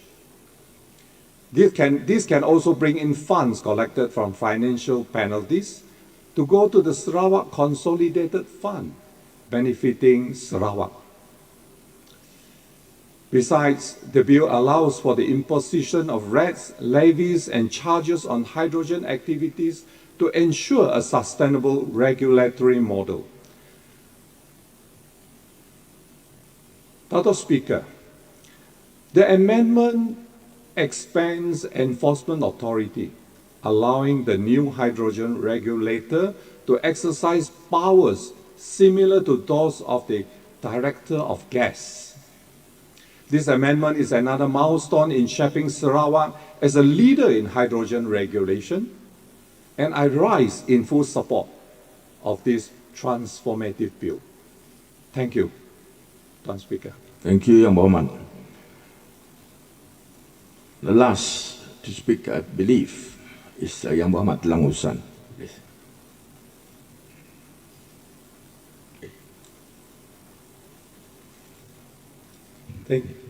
Thank you, Dato' Speaker. I believe this is the last. Dato' Speaker, the amendments to the distribution of gas amendment bill aim to support the development of generation, distribution, and the use of hydrogen as part of our clean energy transition. Hydrogen is more than just an alternative fuel. It is a crucial part of our efforts to reduce carbon emissions and fight climate change. By including hydrogen as one of the new energy sources for Sarawak, we can work towards a greener future for everyone in Sarawak, in the country. With multiple initiatives on hydrogen-related projects already in place, one, Kuching public buses powered by hydrogen, Petros multi-fuel station offering hydrogen as a fuel, and the anticipated Kuching urban transportation system. Two, Bintulu hydrogen hubs, which will site the hydrogen hibiscus and hydrogen hornbill hydrogen projects with our counterparts from Japan and South Korea. Dato' Speaker, I am pleased to inform how one rural clinic in my constituency of Telangusan, which is Clinic Desa Longloyang, Ulu Tinjar, have greatly benefited from this new hydrogen technology, whereby since running on hybrid system of solar and hydrogen powered since April 2022, the clinic no longer experience diesel shortage to run the clinic generator. We started to work on the pilot project in November 2017, when member for N19 Mambung was then the Assistant Minister for Local Government and Health Sarawak, together with a company called H2 Energy and the Ministry of Health Malaysia. The system was officially launched by the Honorable Minister for Utility and Telecommunication, Datuk Sri Julahi bin Rawi, member for N27 Sebuyau on 8 August 2022. With the success of this pilot project, I have requested H2 Energy and the Ministry of Rural Development and Rural Development and Regional Development Malaysia to work for the same system for sub-district Long Bedian, which is now running on hybrid system, solar and diesel generator, which is very costly and non-environmental friendly when the generator is in use. They have since working hard on this, and I believe this will be the way forward for rural community who need better power source to provide electricity for the rural folks. Telangusan community could be the first in Sarawak, Malaysia to have electricity supply powered by solar and hydrogen in coming years. It is imperative and timely for the bill introduction and the creation of a regulator to oversee hydrogen-related activities in our state. The regulatory body will ensure that hydrogen projects are carried out safely and responsibly.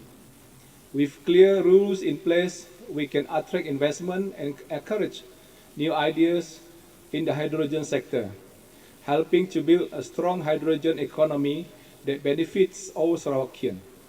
I also fully support the bill introduction on new offences and penalties related to hydrogen activities. This is important for maintaining safety and protecting our environment as we move forward with these projects. We need to make sure that we prioritize the well-being of our community and nature as we embrace this new energy source. By passing this bill, we will enhance our existing laws to enable Sarawak to lead in hydrogen development. It shows our commitment to having a clear and friendly regulatory framework that encourages growth in the hydrogen sector. Moreover, the growth of this sector will create demands for skilled workers, which I hope will create more opportunities to equip our local communities with the skill they need for jobs in this new industry. By investing in education and training, we empower our people and create better job opportunities. Mr. Speaker, community involvement is also crucial for this initiative. As we start the hydrogen projects, we must engage with our communities to raise awareness about sustainability issues. This will help build support for clean energy initiative and benefit both our society and the environment in Sarawak. In closing, I also urge all members of the August House to support the distribution of Gas Amendment Bill 2024. Let us take this opportunity to position Sarawak as a leader in clean energy through hydrogen. Together we can create a sustainable future for our children and grandchildren, one that shows our commitment to protecting our environment and strengthening our economy. Just a short note, Padungan did mention about how much electricity need to produce 1 kilogram of hydrogen tadi. In fact, based on data on this process that I have from Sarawak, to produce 1 kilogram of hydrogen, it only needs 30 kilowatt of electricity. And this technology, Mr. Speaker, is improving from time to time, and I believe in future it will cost much less. Just for example, our handphone at the earlier part, it was very bulky and very heavy, and today it is so small and could be hide in any one pocket. And he also keep on repeating, mentioning about Baram. I think he must be referring to Baram Dam. So far, I have no dam in Baram. I think he must got his facts wrong. With the above observation, I stood for N77 Telangusan to support the bill. Thank you, Dr. Speaker. Thank you, Yang Berhormat Telangusan. May I call upon Honourable Minister Datuk Sri Yang Berhormat Sebuyau to make his winding up speech, please.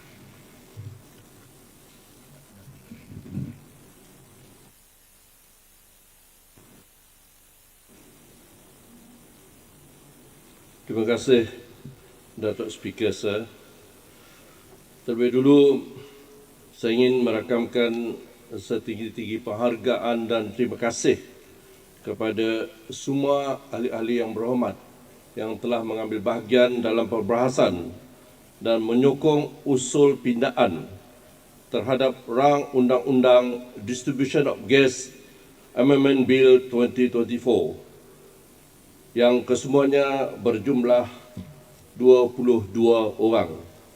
Dan semua 22 orang ini adalah terdiri daripada ahli yang berhormat bagi Daro, Telian, Bukit Asik, Kota Sentosa, Lingga, Tupong, Murum, Tanjung Datuk, Tamin, Tebdek, Tanjung Batu, Katibas, Pending, Beting Mahu, Pedungan, Pelagus, Meluan, Opa, Balingian, Bukit Bangunan, Batu Kitang, dan The Last One was Telang Usan.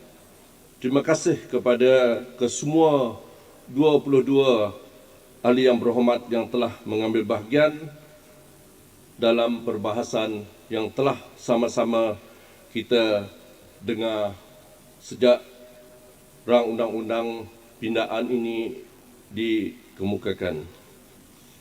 Saya juga amat menghargai segala cadangan dan idea-idea bernas yang dikemukakan semasa perbahasan yang sudah tentunya akan dapat membantu pihak kerajaan Sarawak dalam melaksanakan dan menguatkuasakan pindaan kepada Distribution of Gas Amendment Bill 2024 ini.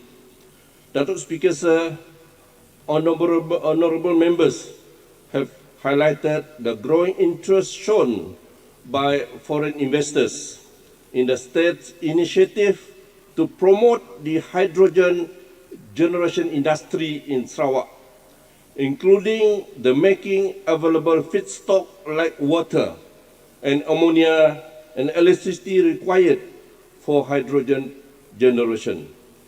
I wish to assure this august House, Datuk Speaker, Sir, that with the passage of this bill, Sarawak will have investors-friendly regulatory framework to boost foreign investment in hydrogen generation and promote Sarawak-generated hydrogen globally. In fact, we have put Sarawak on the world map when it comes to the initiative on hydrogen right now. In fact, Sarawak is popular for that. I hope all members, including members for Pedungan and Pending, are aware about the development. Do read newspaper from time to time. This bill is an affirmation of Sarawak government's commitment on energy transition towards a future driven by a clean energy and a green economy. On the point raised by the honourable member for Tamin and Tanjung Batu about Petros, I think I am obliged also to answer here. On the appointment of gas aggregator, even though they digress a bit, but it is good that I just would like to update that the appointment is within Sarawak's legislative and executive powers over distribution of gas. The Sarawak government will ensure that Petros shall be able to exercise its statutory functions of procuring gas for distribution and supply of gas to all industries who require gas for their manufacturing processes, and that there will be adequate supply of gas at affordable prices for implementation of the Sarawak Gas Roadmap. The Sarawak government expects Petronas to comply with the DGO and recognize Petros as the sole gas aggregator in Sarawak. In fact, we are now in detailed technical engagement with Petronas, between Petronas and Petros. But I would like to reiterate here, Datuk Speaker Sir, Petros has been appointed as the sole gas aggregator effective February 2024, and Petros is the sole gas aggregator in Sarawak. There are no other gas aggregator in Sarawak. I would like to make that very clear to everybody. Datuk Speaker Sir, I would like also, yes.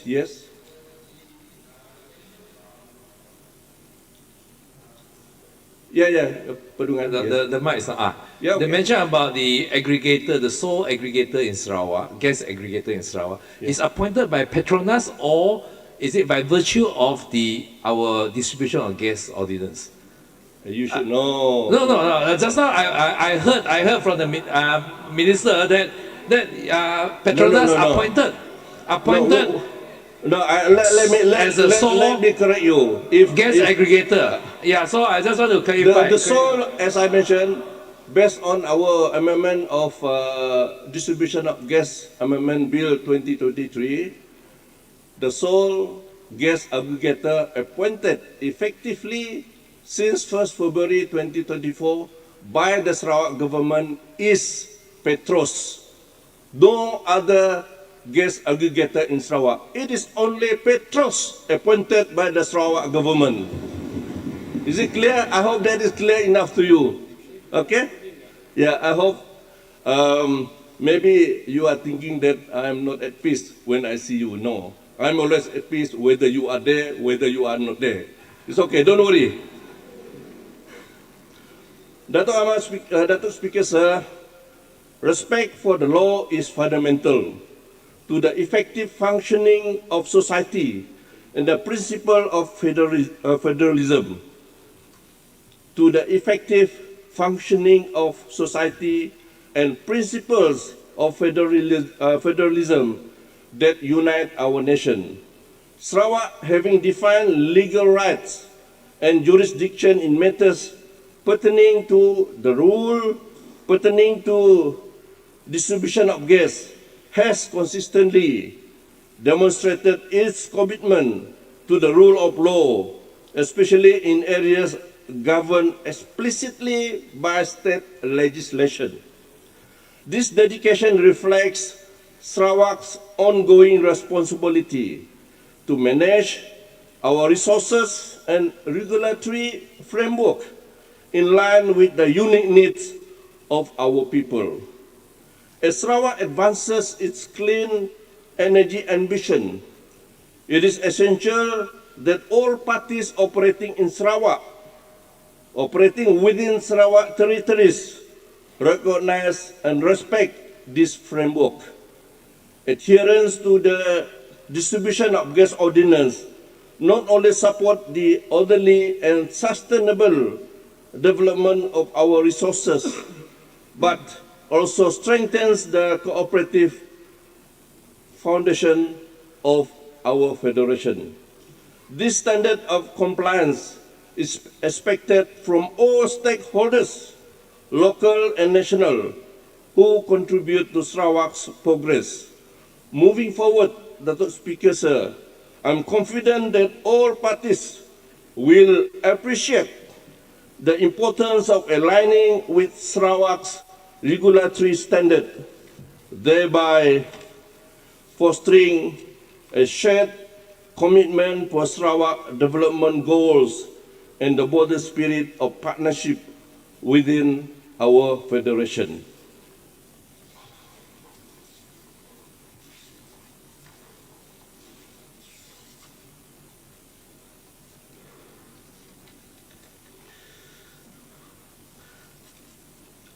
Maybe I would just like to respond also to some of the points raised by some members, besides members for Tamin and Tanjung Batu as regard to the appointment of gas aggregator just now, which I have just said. If I may repeat here, the appointment of sole gas aggregator to Petros effective on the 1st of February 2024 is done by the Sarawak government through the Ministry of Utility and Telecommunication.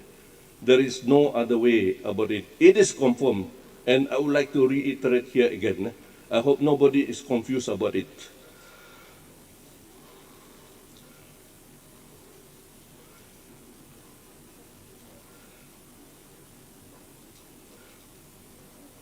And then the other one is the Sarawak government fully understand on the safety concerns and risks associated with hydrogen throughout its entire value chain, right from production, storage, transportation, and use.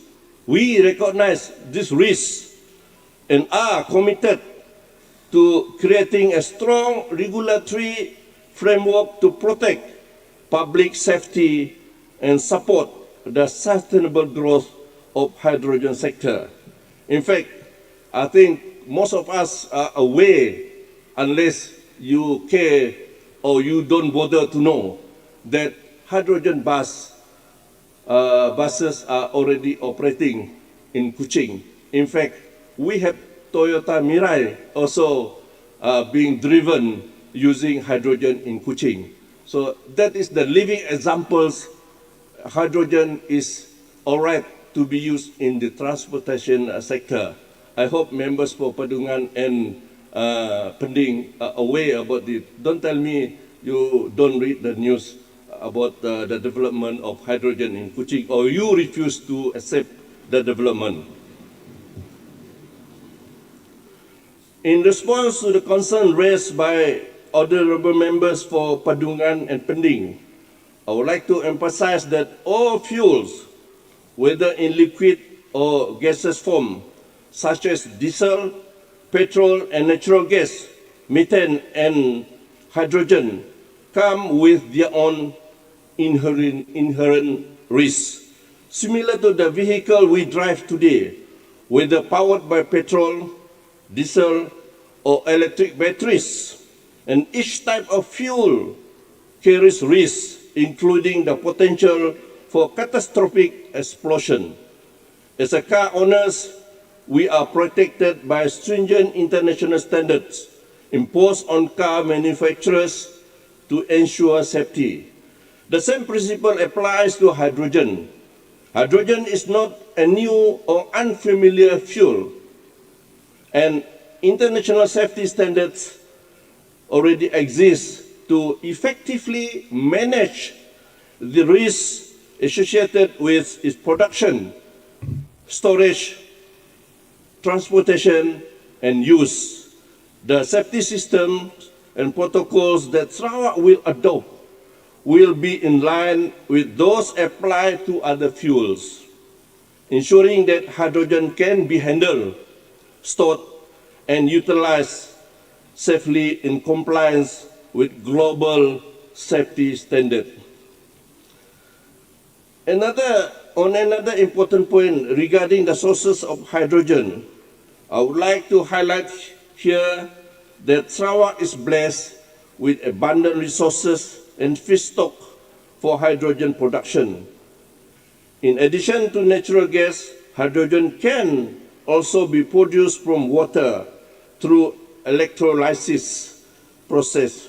While producing clean hydrogen does require significant renewable energy, we are witnessing a steady decline in the cost of hydrogen production, currently ranging from USD 250 to USD 680 per kilogram. If I may repeat here, we are witnessing a steady decline in the cost of hydrogen production, currently ranging from USD 250, 2.50 to USD 6.80 per kilogram. This cost is expected to continue decreasing as electrolysis technology improve and renewable energy become more affordable. This trend mirrors the success story we have seen with solar energy, where the cost of solar panels has significantly dropped over the past decade, making solar energy increasingly competitive with fossil fuels. Similarly, as advances in electrolysis technology and the availability of low-cost renewable electricity continue to grow, hydrogen production will become more cost-effective and accessible, further solidifying its role as a viable, clean energy source. I am also pleased to report that the Sarawak government, through Sarawak Energy, through SEDC Energy, I repeat here, I am also pleased to report that the Sarawak government, through SEDC Energy, in collaboration with Petronas, has achieved a significant milestone by successfully reducing the electricity required for hydrogen production to just 38 kilowatts per kilogram. This breakthrough is expected to cut production costs by up to 50% or more, significantly improving the feasibility and competitiveness of hydrogen as a clean energy source in the future. On the point raised by member for Padungan, there are no issues faced by LPG consumers to date, if any isolated cases. I hope the problem of yellow cylinders that you brought up just now are not fabricated, not manufactured by your good self or any of your men, because to me, these are isolated cases. In fact, no dealers shall refuse to accept the yellow cylinder gas. If they refuse, please report to Petronas or Petros, Piniaga. You can visit the store, the stockyard where the yellow cylinders are being stocked right now. You should be able to visit that. If they refuse, you must report. Don't conspire with them. I hope you are not conspiring with them, because we have proof that there are more alliance towards you. Please don't conspire and don't try to blackmail Petros or Petros Naga for that matter. No, I'm trying to finish. So I would like to say here that... He's not giving way. No, this is my floor. Let me finish. He's not let giving me finish way. my winding up. No, let Minister me finish. I'm not giving way. way. Let me finish my winding up. You can always debate after this, or after I finish my winding up, then I give way for you. Yeah. Okay? And then... let the minister I'm not misleading finish, the House. You are misleading the House. In fact, you digress from the bill. You digress from the amendment of this bill. No, you sit down. This is my floor. No, you sit down. Minister, yang mau Padungan dan Penting, they are raising standing order. Let's listen to them. What is the standing order? What do you want to me? What's standing order? Just tell me what standing order. Nothing else.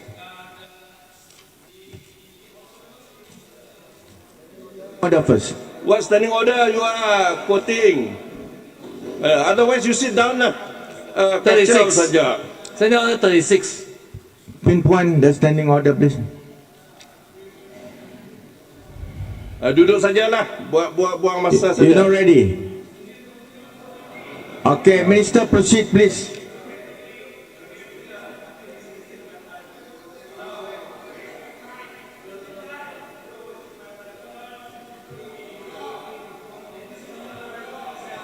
Minister, proceed, please.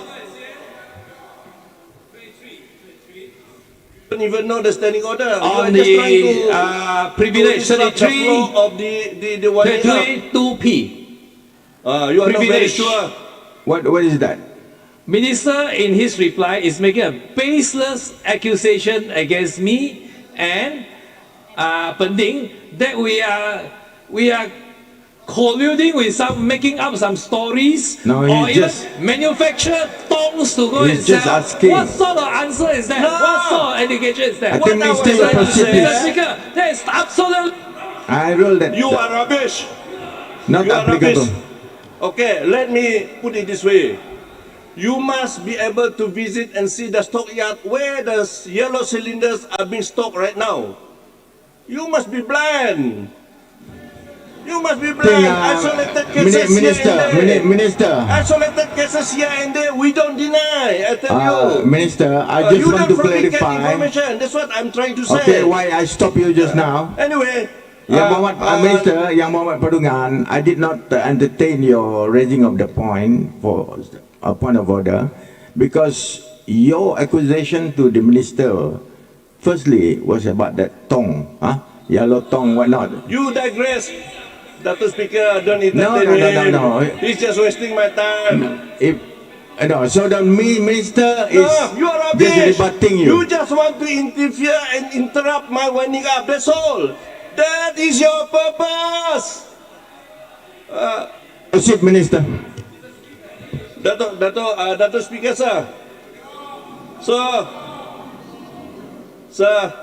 Dato' Speaker, sir, I would like to inform all August members, all August House members of this August House, including members for Pending and Padungan, if they care to listen.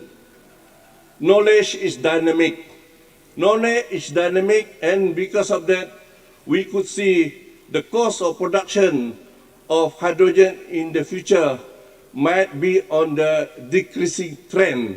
So we should put trust to the effort taken by the Sarawak government right now. Dan satu lagi saya nak sentuh tentang ada peribahasa yang digunakan oleh Pedungan tadi. Mengatakan katak bawah tempurung. Actually it's bad, Impliedly, you are saying members of this August House adalah seperti katak bawah tempurung. That is very insulting. That is very insulting. You know very well that knowledge is very dynamic. You are just, if I may say, in peribahasa Melayu, sombong bodoh. You are just like sombong bodoh. I'm tempted to say that you are sombong bodoh, that's all. Otherwise, impliedly you are saying that we are all like katak bawah tempurung. No, it's not. You better withdraw if you care. No, man. I don't expect him to withdraw because that is the character, even though there are two of them. Okay? That is the character of the two members from DAP in this August House. So hopefully one day they will be wiped out in this August House.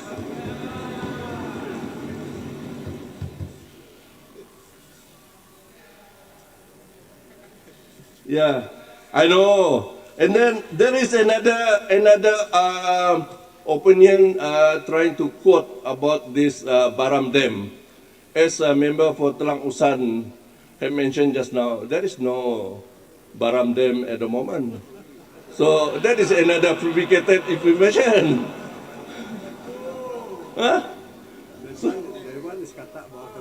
Itu lagi katak bawah tempurung. Misleading this August House. I think you are trying to mislead not only this August House, but the whole Sarawak, the public. You are trying to mislead everybody. Okay? Another one is, if I may say here, dams. How do we get our renewable energy in the future?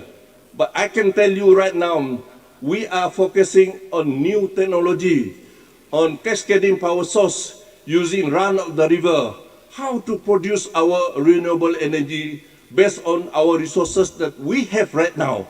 So we are not going to submerge the area that happened during our construction of Bakun Dam. You don't equate the new technology that we are focusing right now.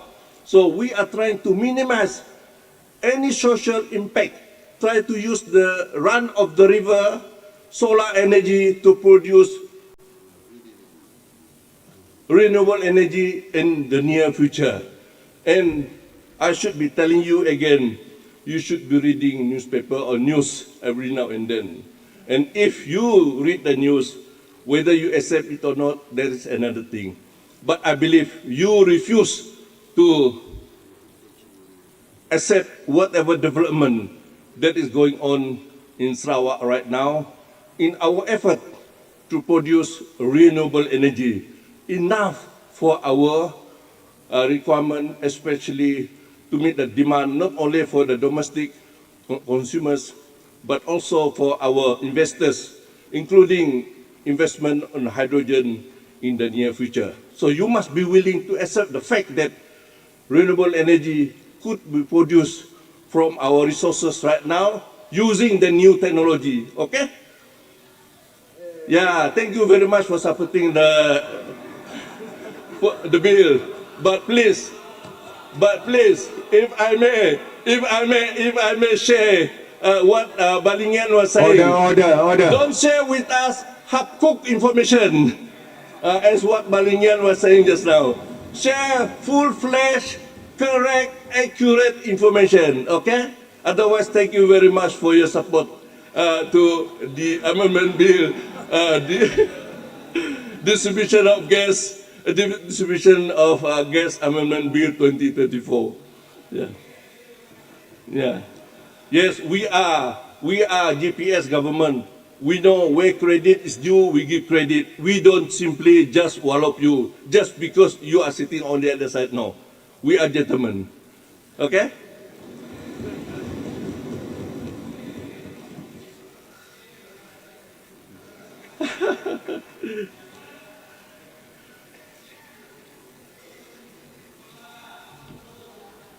So, Datuk Speaker, sir, before I end my winding up speech, I would like to inform this August House that we have achieved important milestone in Sarawak's clean energy journey. The passing of Distribution of Gas Amendment Bill 2034 marks a bold and transformative step forward in our efforts to lead in the hydrogen economy. This amendment expands the scope of the 2016 Distribution of Gas Ordinance to include hydrogen, allowing us to create a clear, strong framework for hydrogen generation, storage, distribution, and use across Sarawak.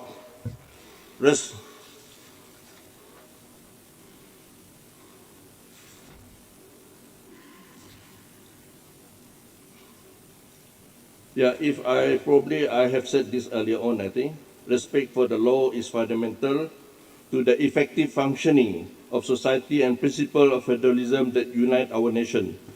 Sarawak, having defined legal rights and jurisdiction in matters pertaining to distribution of gas, has consistently demonstrated its commitment to the rule of law, especially in areas governed explicitly by state legislation.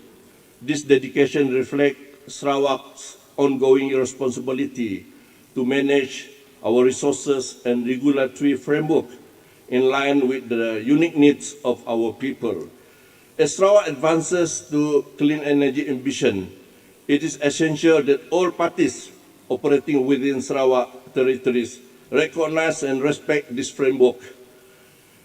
Adherence to the Distribution of Gas Ordinance not only support the orderly and sustainable development of our resources, but also strengthen the cooperative foundation of our federation. This standard of compliance is expected from all stakeholders, be they are from the local or from national level, who contribute to the Sarawak's progress in the near future. Moving forward, I'm confident that all parties will appreciate the importance of aligning with Sarawak's regulatory standards thereby fostering a shared commitment for Sarawak's development goals and the broader spirit of partnership within our federation.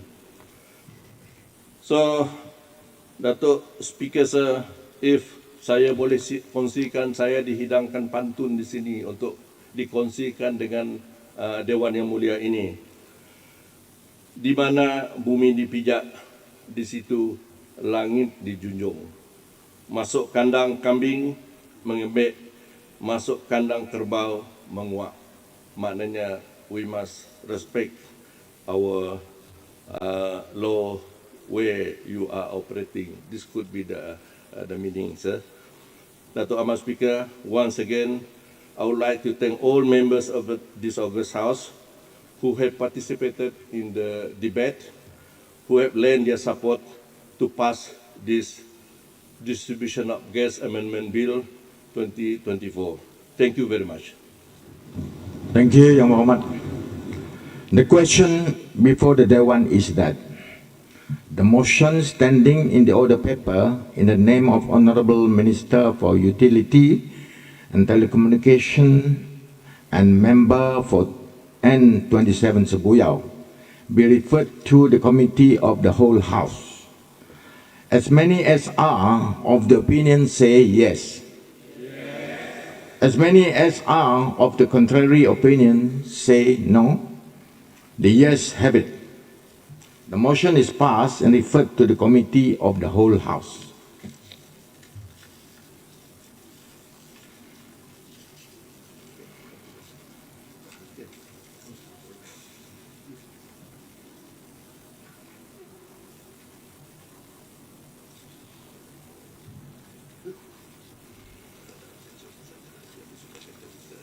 The Dewan will now resolve into the Committee of the Whole House to consider the bill, which stands committed to the committee.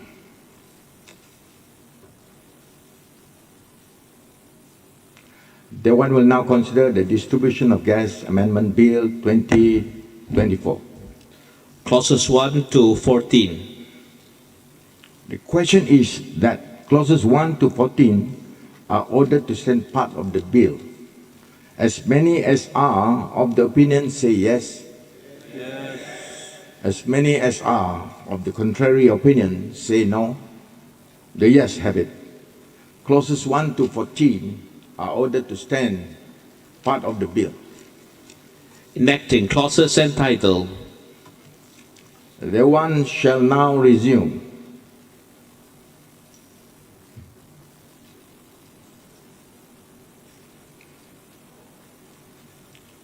Minister.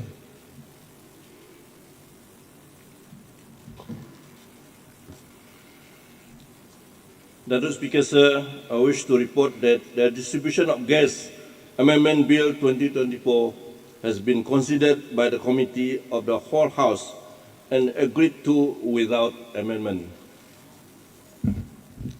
Rang Undang-Undang Kerajaan, bacaan kali yang ketiga, Distribution of Gas Amendment Bill 2024, Minister for Utility and Telecommunication. Datuk Speaker Sir, I beg to move that the Distribution of Gas Amendment Bill 2024 be now read for a third time and do pass. Thank you. The question before the Dewan is that the Distribution of Gas Amendment Bill 2024 be read a third time and do pass. As many as are of the opinion say yes. As many as are of the contrary opinion say no. The yes have it. The bill is read a third time and pass. Distribution of Gas Amendment Bill 2024. Ahli-ahli yang berhormat, I have dua rangkap pantun jugalah. Isi terubuk kita rebuskan pindang.